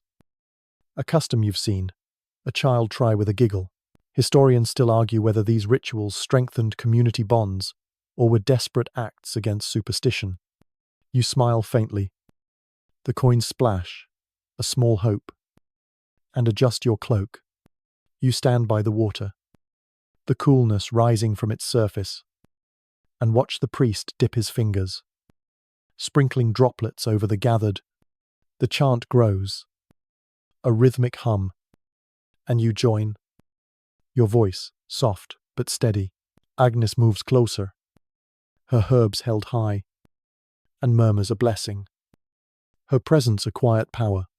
The fire crackles, its light warming your face, and you feel the village's unity, a fragile shield against the unknown. The stream's ripple blends with the chant, a soothing melody, and you close your eyes. The saffron glow, a faint comfort. Joke number 1: you're so still in this prayer. The stream might mistake you for a statue. The ritual deepens, the priest's voice rising as he calls for protection, and you feel the community's weight, their hopes mingling with yours. Your father shifts, his cloak brushing yours, and mutters about the Lord's absence. A rare critique. The air grows cool, the turquoise sky darkening, and you shiver. The cloak's warmth, a steady companion. The chant slows, the murmurs fading, and the priest ends with a blessing. His hands raised, Agnes steps back, her herbs lowered, and nods to you. Her smile, a key at encouragement. The fire's glow dims, the embers settling, and you hear the soft rustle of leaves, the distant call of an owl.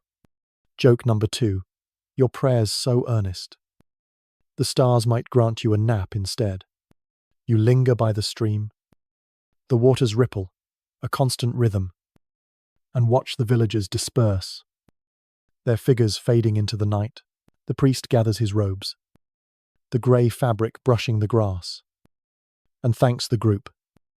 his voice low. You adjust your head wrap, the cotton ruff against your scalp, and follow your father back. The path uneven under your sandals. The village hums softly. The creak of a cart, the bark of a dog. A fragile peace. The air carries the herb's scent. A lingering blessing. And you feel the ritual's calm settle. Your brother waits at the door, his sleepy eyes blinking, and asks about the stream, his curiosity bright. You smile, describing the fire and chant. The waters glow, and he yawns, his head nodding. Inside, your mother looks up from the hearth, her hands pausing over the bread, and asks about the gathering. You recount the prayer, Agnes's leadership, the priest's words, and she nods, her own prayer resuming. The cottage warms. To the bread sent a promise, and you sit by the fire, the ale cup refilled. The village's pulse continues outside. The distant call of a shepherd, the creak of a cart, a quiet rhythm. The ritual's peace lingers, a shield against the unease. And you adjust your bangle, its clink a small comfort. The church bell tolls once more, its echo rolling over the fields. And you drift, the stream's ripple a faint memory. Joke number 3, you're so calm now. The owl might ask for your prayer tips. The night deepens, the heat easing, and you help your mother slice the bread, its crust warm under your fingers. Your brother fetches water, his small steps splashing, and you laugh at his spill, the jug steady in his hands. The hearth's glow deepens, the smoke a thin veil, and you sit by the fire, the ale cup warm. Outside, the village settles, the distant call of an owl, the rustle of leaves. A fragile peace.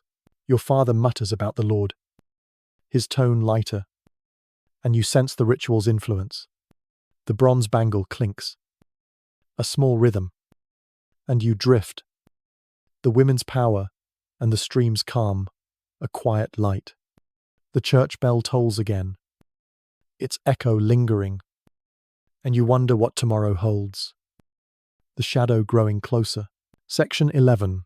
You sit by the hearth, the warm glow of the fire casting soft shadows across the cottage's mud walls, the yeasty scent of fresh bread mingling with the smoky air as the night deepens into a deep turquoise expanse outside. The ale cup rests in your hands, its bitterness a fading echo, while the indigo robe you've worn all day clings damply, the red sash slipping with each breath. Your brother naps nearby, his gentle snores a rhythm against the crackling embers, and your mother's low hum fades as she tends the bread, her hand steady despite the day's weariness. The bronze bangle clinks softly as you adjust it, a quiet reminder of the streamside ritual's peace. But your thoughts turn to the village's shifting pulse. Tonight, you'll notice the labor shortages emerge, a change that reshapes your world in this fragile 1,347 landscape.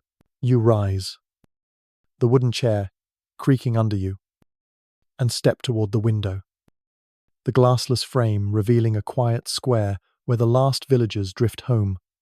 The church bell's toll lingers in the distance, its echo rolling over the darkened fields, and you hear the faint creak of a cart, the bark of a dog softening into the night. Your father enters, his cloak heavy with soil, and sinks into his chair with a groan. His hands raw from the day's work, he mutters about fewer hands in the fields, the harvest lagging as men fall ill or vanish. And you nod, the unease from the market's whispers growing sharper. The air carries the scent of damp earth and wood smoke, a grounding mix. And you adjust your head wrap, the cotton ruff against your scalp. The cottage door creaks open, letting in a cool breeze. And a neighbor, a wiry man named Thomas, steps inside. His patched cloak hangs loose, and he carries a hoe, its blade dulled from use. He greets your father with a nod, his voice rough as he speaks of the Lord's frustration. The fields half-tilled with so few workers. Your mother offers him ale, the clay cup clinking as she pours, and he sips, his eyes weary. You listen, the hearth's warmth spreading, and notice the change. The village, once bustling with labour, now feels sparse. The rhythmic thud of hoes replaced by silence. Mainstream fact: the Black Death's labour shortage in 1347 Europe disrupted feudal systems, forcing lords to adapt as half the population perished. You lean forward, the table's roughness against your elbows, and wonder what this means. Thomas explains how he worked alone today, the other ploughmen absent, their cottages dark or empty. Your father grunts, adding that the Lord sent a steward to demand more, but the fields stand untended, the soil hardening under the sun. The air grows thick with their words, the scent of ale mixing with the bread's promise. And you feel the shift, the village's pulse, once steady with workers, now stumbles, a fragile rhythm. Your brother wakes, his sleepy eyes blinking, and asks about the fields, his curiosity, a bright spot. You smile, describing the empty rows, and he yawns, his head nodding. A quirky tidbit: some villagers believe leaving a hoe upright wards off lazy spirits. A superstition Thomas laughs at, but follows. Historians still argue whether these shortages sparked innovation or deepened despair. You sip your ale, the bronze bangle clinking, and ponder the change. You step to the window, the deep turquoise sky darkening, and watch the square empty. The stream's ripple echoes in your mind, a memory from the ritual, but the field's silence overshadows it. Thomas rises, his hoe in hand, and thanks your mother. His steps slow as he leaves. The cottage hums softly, the hearths crackle, a steady beat, and you adjust your robe, the wool rough. The village quiets outside. The creak of a cart, the bark of a dog, a fragile peace. Your father mutters about the Lord's demands, his tone lighter, and you sense a new leverage. Joke number 1: you're so short on hands. The cows might start ploughing themselves. The night deepens, the heat easing, and you help your mother slice the bread, its crust warm under your fingers. Your brother fetches water, his small steps splashing, and you laugh at his spill, the jug steady in his hands. The hearth's glow deepens, the smoke a thin veil, and you sit by the fire, the ale cup refilled. Outside, the village settles, the distant call of an owl, the rustle of leaves, a quiet rhythm. Your mother hums again, her voice low and calming, and you feel the day's lessons settle. The labour shortage looms, a change you can't ignore, and you adjust your bangle, its clink a small comfort. The church bell tolls once more, its echo lingering, and you drift. The field's silence a faint weight. You lean back, the chair creaking, and recall the market's bustle, the salt sacks piling up with fewer hands to move them. Your father speaks of a neighbour who left for another village, seeking better pay, and you nod, the shift clear. The cottage's warmth steadies you, the bread's scent a promise, and you relax. The unease, a faint hum. The village's pulse continues, a fragile shield, and you wonder about tomorrow. Joke number 2: with so few workers, you might trade your robe for a plough. The evening stretches on, the hearth's glow, a constant light. Your brother plays with his toy, his small hands clumsy, and you smile at his spill. The wood clattering, the air carries the bread's warmth. A treat for the night. And you sit by the fire, the ale cup warm. Outside, the village quiets, the distant call of a shepherd, the creak of a cart, a fragile piece. Your father mutters about the Lord, his voice softer, and you sense the new power. The bronze bangle clinks, a small rhythm, and you drift. The labour shortage, a quiet change. The church bell tolls again, its echo rolling over the fields, and you wonder what the dawn will bring. Section 12. You sit by the hearth, the ale cup cradled in your hands, its warmth seeping through as the night deepens into a deep turquoise veil outside. The last traces of saffron light swallowed by the horizon.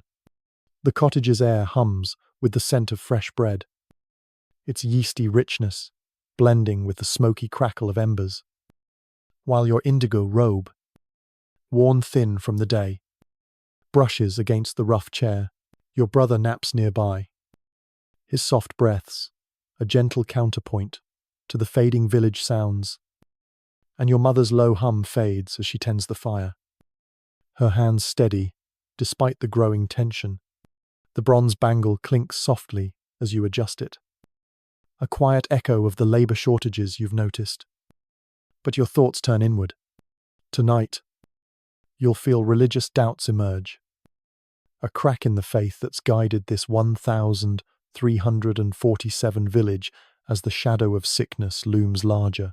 You rise, the chair creaking under you, and step toward the window, the glassless frame revealing a square hushed under the night's embrace. The church bell's toll lingers in the distance, its echo rolling over the darkened fields, and you hear the faint rustle of leaves, the bark of a dog softening into silence. Your father sits heavily, his cloak dusted with soil, and mutters about the priest's absence from the fields, his voice rough with frustration. You nod, the unease from the market's whispers sharpening, and glance at the church's silhouette. Its stone walls, a stark contrast to the mud huts. The air carries the scent of damp earth and wood smoke, a grounding mix, and you adjust your head wrap, the cotton rough against your scalp.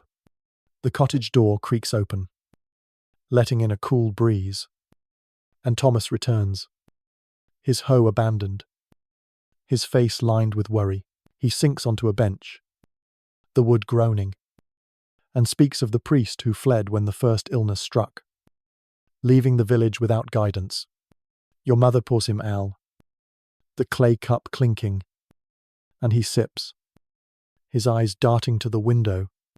You listen, the hearth's warmth spreading, and feel the shift. The church, once a beacon of hope, now stands empty, its bells silent, a void where prayers once rose. Mainstream fact, the Black Death, in 1347 Europe, decimated clergy, with many priests fleeing or dying, weakening the church's authority in rural communities. You lean forward, the table's roughness against your elbows, and wonder about the faith you've held. Thomas recounts how the priest vanished after a neighbour fell ill, his grey robe a fading memory, and the village turned to old Agnes for comfort. Your father grunts, adding that the mass went unled, the faithful gathering by the stream instead. Their chants, a poor substitute. The air grows thick with their words, the scent of ale mixing with the bread's promise, and you feel a crack in your beliefs. Your brother wakes, his sleepy eyes blinking, and asks about the priest, his curiosity a bright spot. You smile, describing the empty church, and he yawns, his head nodding. A quirky tidbit: some villagers believe the priest's flight was due to a cursed chalice, a tale Thomas chuckles at, but doesn't dismiss. Historians still argue whether this crisis eroded faith or forced communities to adapt with new leaders. You sip your ale, the bronze bangle clinking, and ponder the change. You step to the window, the deep turquoise sky darkening, and watch the square empty, the stream's ripple echoing in your mind. The church's silence overshadows it. A hollow space where hope once lived. Thomas rises, his steps slow, and thanks your mother, his voice low. The cottage hums softly. The hearths crackle, a steady beat, and you adjust your robe. The wool rough. The village quiets outside. The creak of a cart. The bark of a dog. A fragile peace. Your father mutters about the Lord's indifference, his tone heavier, and you sense the doubt spreading. Joke number 1. You're so unsure now. The church might hire you to question its own sermons.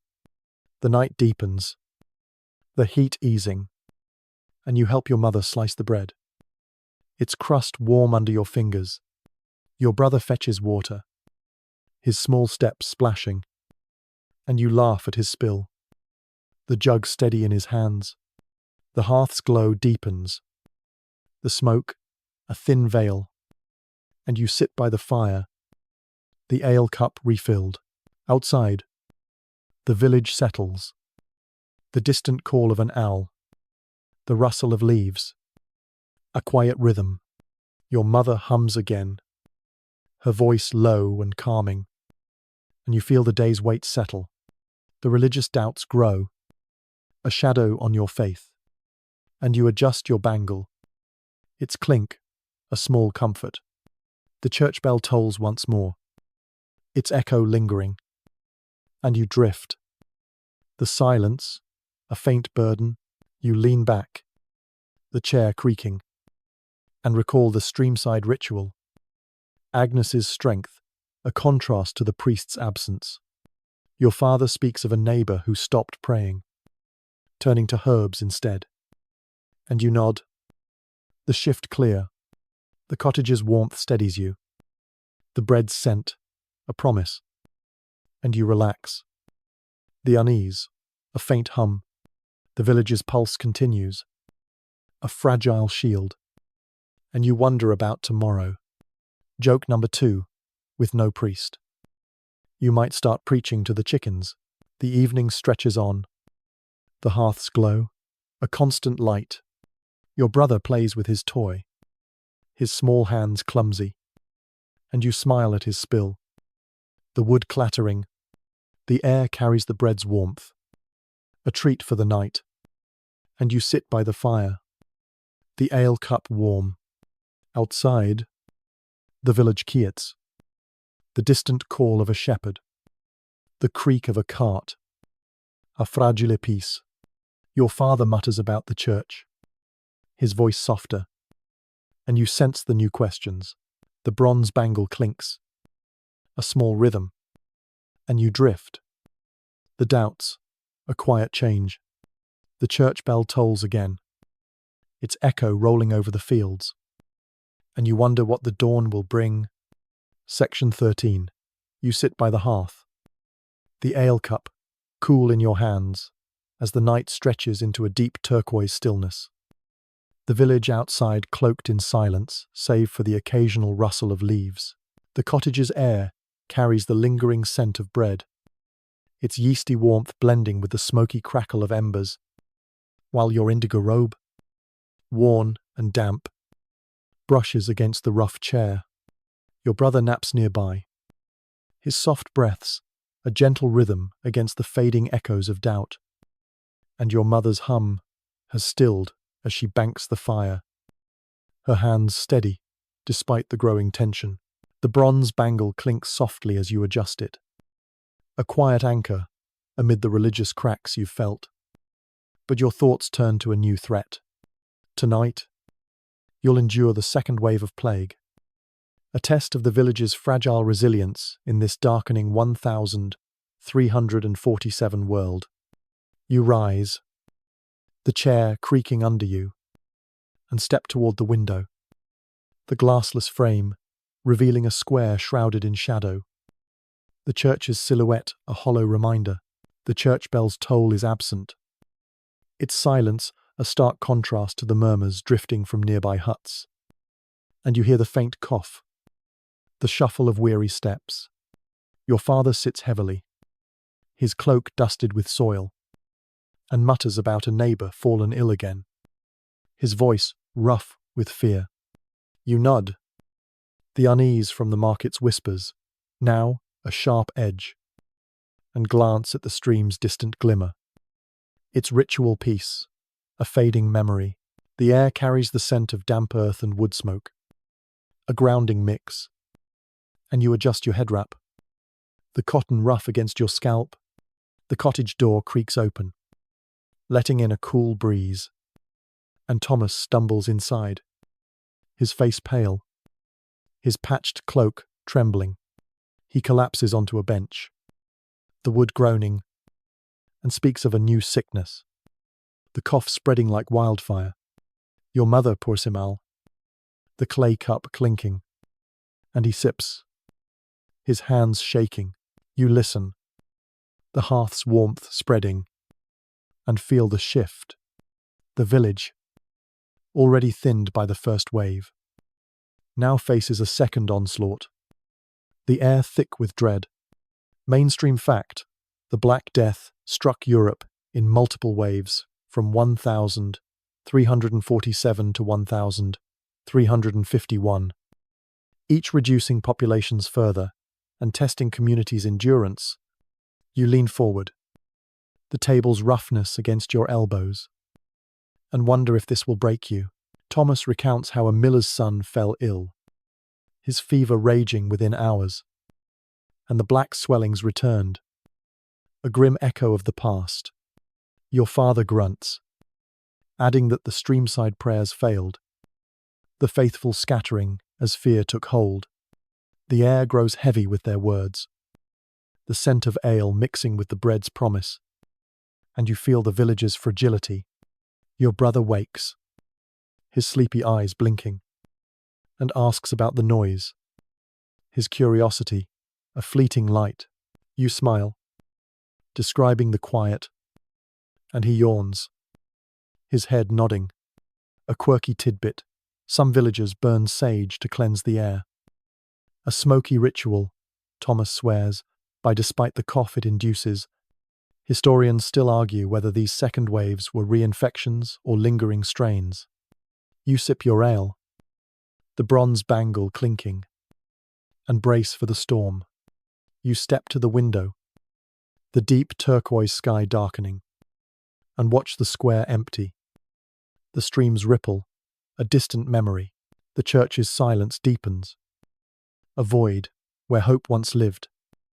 And you see a cart rumble past, its load covered with cloth, a grim hint of the dead.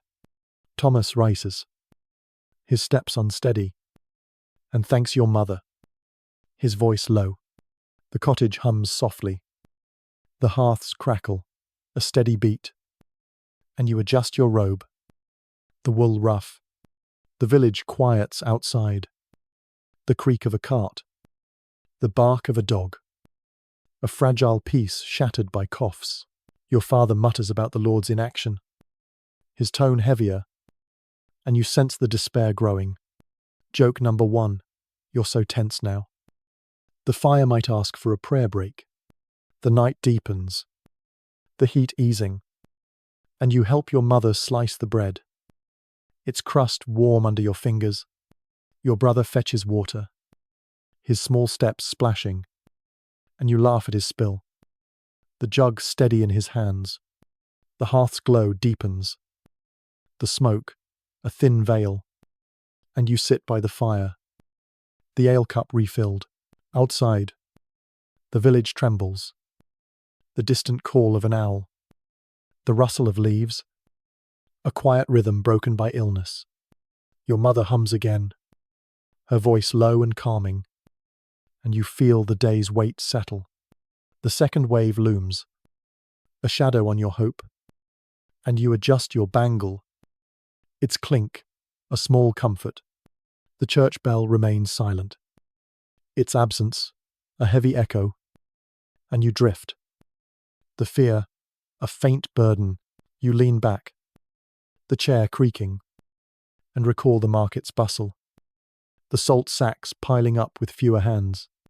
Your father speaks of a neighbor who died, his family fleeing. And you nod. The loss clear. The cottage's warmth steadies you. The bread scent a promise. And you relax. The unease, a sharp hum. The village's pulse staggers. A fragile shield. And you wonder about survival. Joke number 2. With this wave. You might trade your robe for a healer's cloak. The evening stretches on. The hearth's glow, a constant light. Your brother plays with his toy, his small hands clumsy, and you smile at his spill. The wood clattering. The air carries the bread's warmth. A treat for the night. And you sit by the fire. The ale cup warm. Outside, the village quakes. The distant call of a shepherd. The creak of a cart. A fragile peace shattered. Your father mutters about the priest. His voice softer. And you sense the new fear. The bronze bangle clinks. A small rhythm. And you drift. The second wave, a quiet terror. The silence deepens. Its weight rolling over the fields. And you wonder what the dawn will bring. Section 14. You sit by the hearth. The ale cup trembling slightly in your hands as the night cloaks the village in a deep turquoise stillness. The silence broken only by the occasional cough echoing from a nearby hut.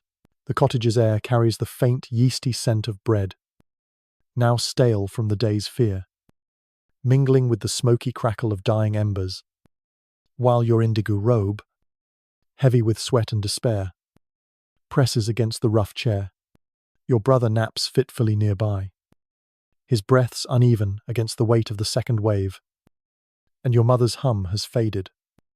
Her hands idle as she stares at the fire. The bronze bangle clinks softly as you adjust it, a fragile link to the resilience you've clung to. But your mind turns to a deeper mystery. Tonight, you'll ponder the genetic legacy unfolding, a hidden strength that might explain your brother's survival in this ravaged 1,347 world. You rise, the chair creaking under you, and step toward the window. The glassless frame, revealing a square shrouded in darkness. For the church's silhouette, a hollow shell, the bell remains silent. Its absence, a stark contrast to the murmurs of grief drifting on the breeze. And you hear the faint creak of a cart. Its load, a grim secret. Your father sits heavily, his cloak dusted with soil, and mutters about the village's dwindling numbers, his voice rough with exhaustion. You nod, who the unease from the market's whispers, now a piercing ache, and glance at your brother. His recovery, a miracle amid the death. The air carries the scent of damp earth and wood smoke, a grounding mix. And you adjust your head wrap, the cotton ruff against your scalp. The cottage door creaks open, letting in a cool breeze. And Agnes enters, her yellow head wrap muted in the dim light, her basket empty, save for a few wilted herbs. She sinks onto a bench, the wood groaning, and speaks of the survivors, her voice steady, despite the loss. Your mother pours her ale, the clay cup clinking, and she sips, her eyes meeting yours. You listen, the hearth's warmth spreading, and feel a shift. The village, thinned by two waves, holds a few who endure. Their strength, a puzzle. Mainstream fact, the Black Death survivors in 1347 Europe often carried genetic traits, later identified as the CCR5 Delta 32 mutation, offering resistance to the plague. You lean forward, the table's roughness against your elbows, and wonder about your family's fate. Agnes recounts how some, like your brother, defied the odds, their fevers breaking when others perished. Your father grunts, adding that the gravedigger, a man who looted the dead, remains untouched. A mystery amid the graves. The air grows thick with their words, the scent of ale mixing with the bread's fading promise. And you feel a glimmer of hope. Your brother wakes, his sleepy eyes blinking, and asks about the noise. His curiosity, a faint light.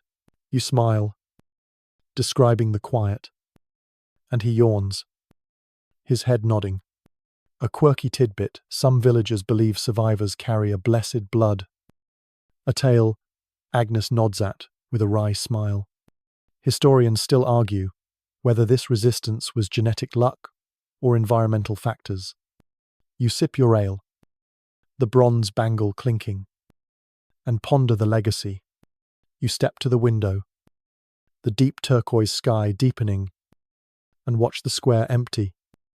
The streams ripple, a distant memory. The church's silence looms, a void where faith faltered. And you see a figure by the cart, its cloth-covered load a silent toll. Agnes, her steps slow, and thanks your mother, her voice low. The cottage hums softly, the hearths crackle a steady beat, and you adjust your robe, the wool rough.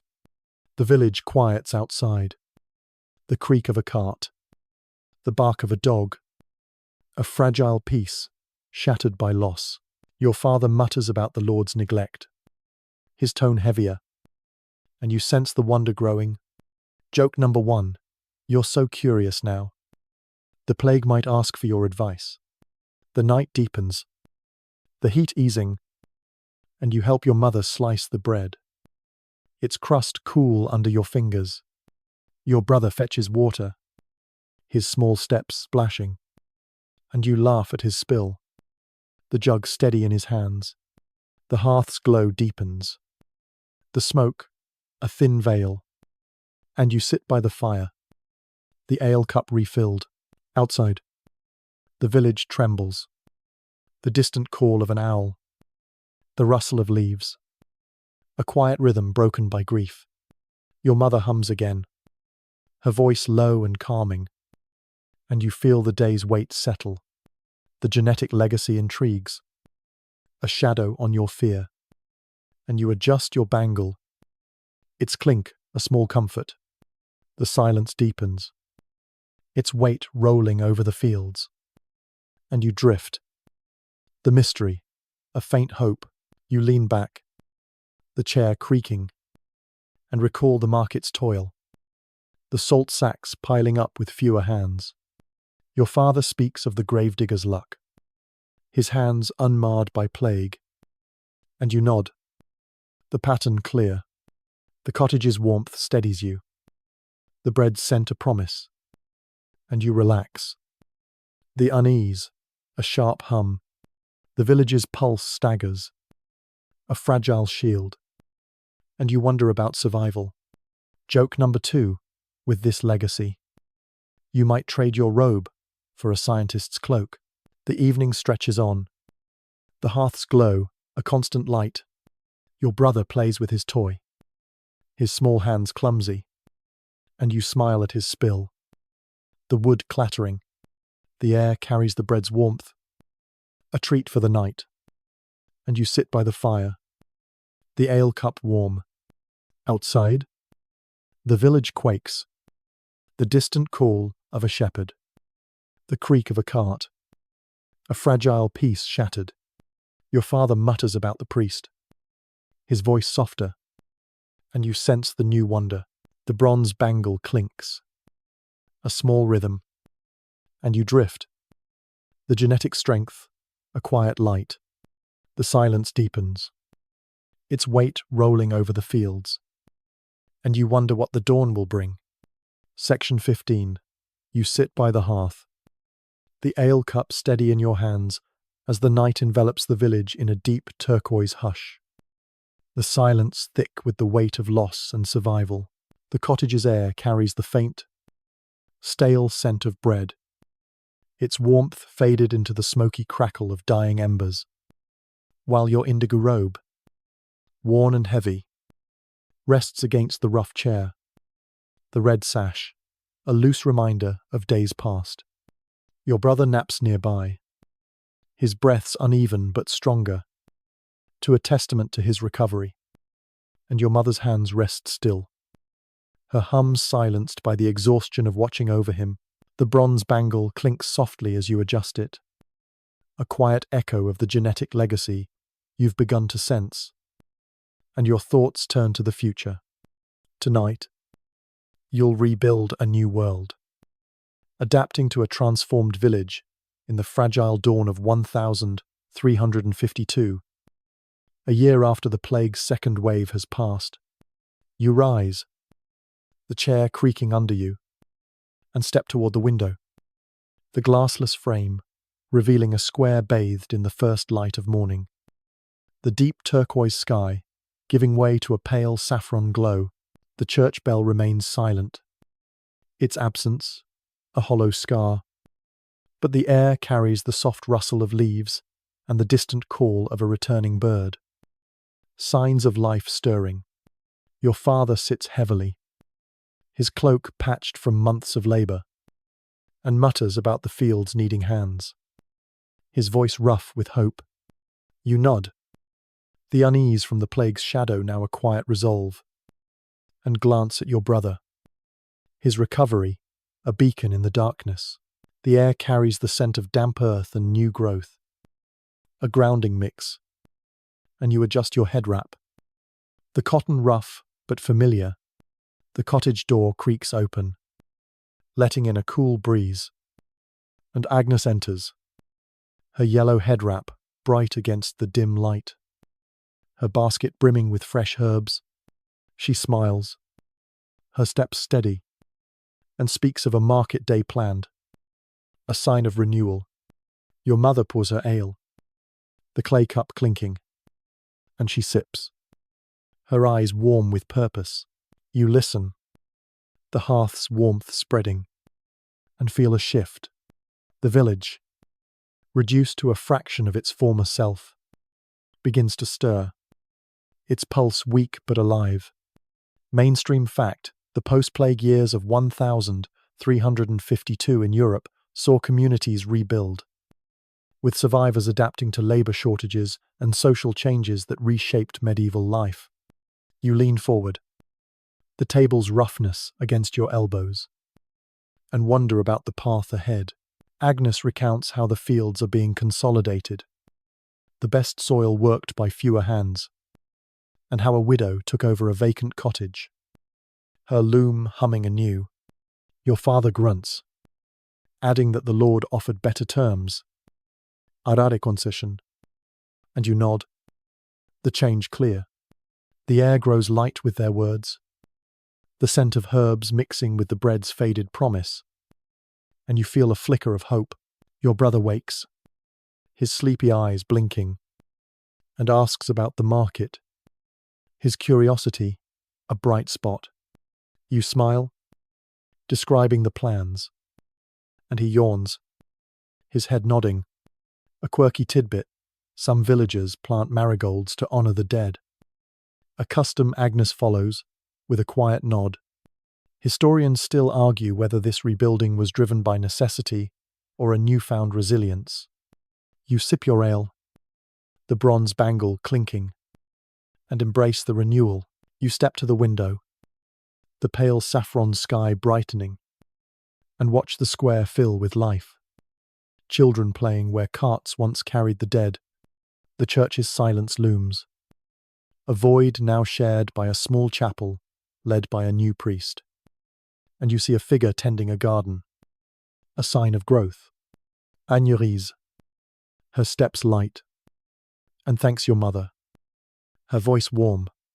The cottage hums softly, the hearths crackle a steady beat, and you adjust your robe, the wool rough. The village stirs outside, the creak of a cart, the bark of a dog, a fragile piece rebuilding. Your father mutters about the Lord, his tone lighter, and you sense the new strength. Joke number 1. You're so hopeful now. The fields might plant themselves. The morning deepens. The heat easing, and you help your mother prepare the bread. Its crust warm under your fingers. Your brother fetches water, his small steps splashing, and you laugh at his spill. The jug steady in his hands. The hearth's glow fades. The smoke a thin veil, and you sit by the fire. The ale cup refilled. Outside, the village awakens. The distant call of a shepherd. The rustle of leaves. A quiet rhythm reborn. Your mother hums again, her voice low and calming. And you feel the day's promise settle. The new world takes shape. A shadow lifting, and you adjust your bangle. Its clink, a small comfort. The silence softens, its weight easing, and you drift. The renewal a faint light. You lean back, the chair creaking, and recall the market's toil. The salt sacks a memory of strength. Your father speaks of a mason returning. His skills, a gift, and you nod. The future clear. The cottage's warmth steadies you. The bread scent, a promise, and you relax. The unease, a gentle hum. The village's pulse strengthens, a fragile shield. And you wonder about tomorrow. Joke number 2. With this rebirth, you might trade your robe for a mason's apron. The day stretches on. The hearth's glow a fading light. Your brother plays with his toy, his small hands clumsy, and you smile at his spill. The wood clattering. The air carries the bread's warmth. A treat for the morning. And you sit by the fire. The ale cup warm. Outside, the village thrives. The distant call of a child. The creak of a cart. A fragile peace growing. Your father mutters about the Lord, his voice hopeful, and you sense the new order. The bronze bangle clinks, a small rhythm, and you drift. The rebuilding, a quiet strength. The light brightens, its weight lifting, and you wonder what the years will bring. As the soft darkness of sleep begins to envelop you, imagine the village as it stands now, its scars healing under the morning sun. The fields stretch green, the cottages filled with new voices, and the stream glimmers with life. The plague's shadow has passed, at least for now. And you, a survivor, stand at the threshold of a world reborn. The rustle of leaves blends with the distant call of a bird, a gentle lullaby, and the hearth's fading warmth wraps around you like a quiet embrace. You carry the memory of loss, the lessons of resilience, and the hope of a future shaped by those who endured. Sleep well, knowing you are part of this long journey. Your breaths a whisper in the night, a testament to humanity's quiet strength. The village fades into a peaceful dream, its light a soft guide, and you drift into a calm, endless rest. As the soft darkness of sleep begins to envelop you, imagine the village as it stands now, its scars healing under the morning sun. The fields stretch green, the cottages filled with new voices, and the stream glimmers with life. The plague's shadow has passed, at least for now. And you, a survivor, stand at the threshold of a world reborn. The rustle of leaves blends with the distant call of a bird, a gentle lullaby, and the hearth's fading warmth wraps around you like a quiet embrace. You carry the memory of loss, the lessons of resilience, and the hope of a future shaped by those who endured. The village fades into a peaceful dream. To its light, a soft guide, and the sound of your breathing mingles with the night's whispers, a rhythm that soothes your soul. The clink of your bangle, once a symbol of ambition, now rests silent, a companion in this calm. The fields, once silent with death, hum with the promise of growth, and the stream's ripple carries away the past's weight. Sleep well, knowing you are part of this long journey. Your strength, a quiet thread in humanity's tapestry. The stars above shine faintly, their light a gentle beacon, and the cottage's warmth lingers, a cradle for your dreams. The village's rebirth unfolds slowly, etinaposis, and you drift into a restful peace. The night's embrace, a soft whisper that guides you into a deep, healing slumber.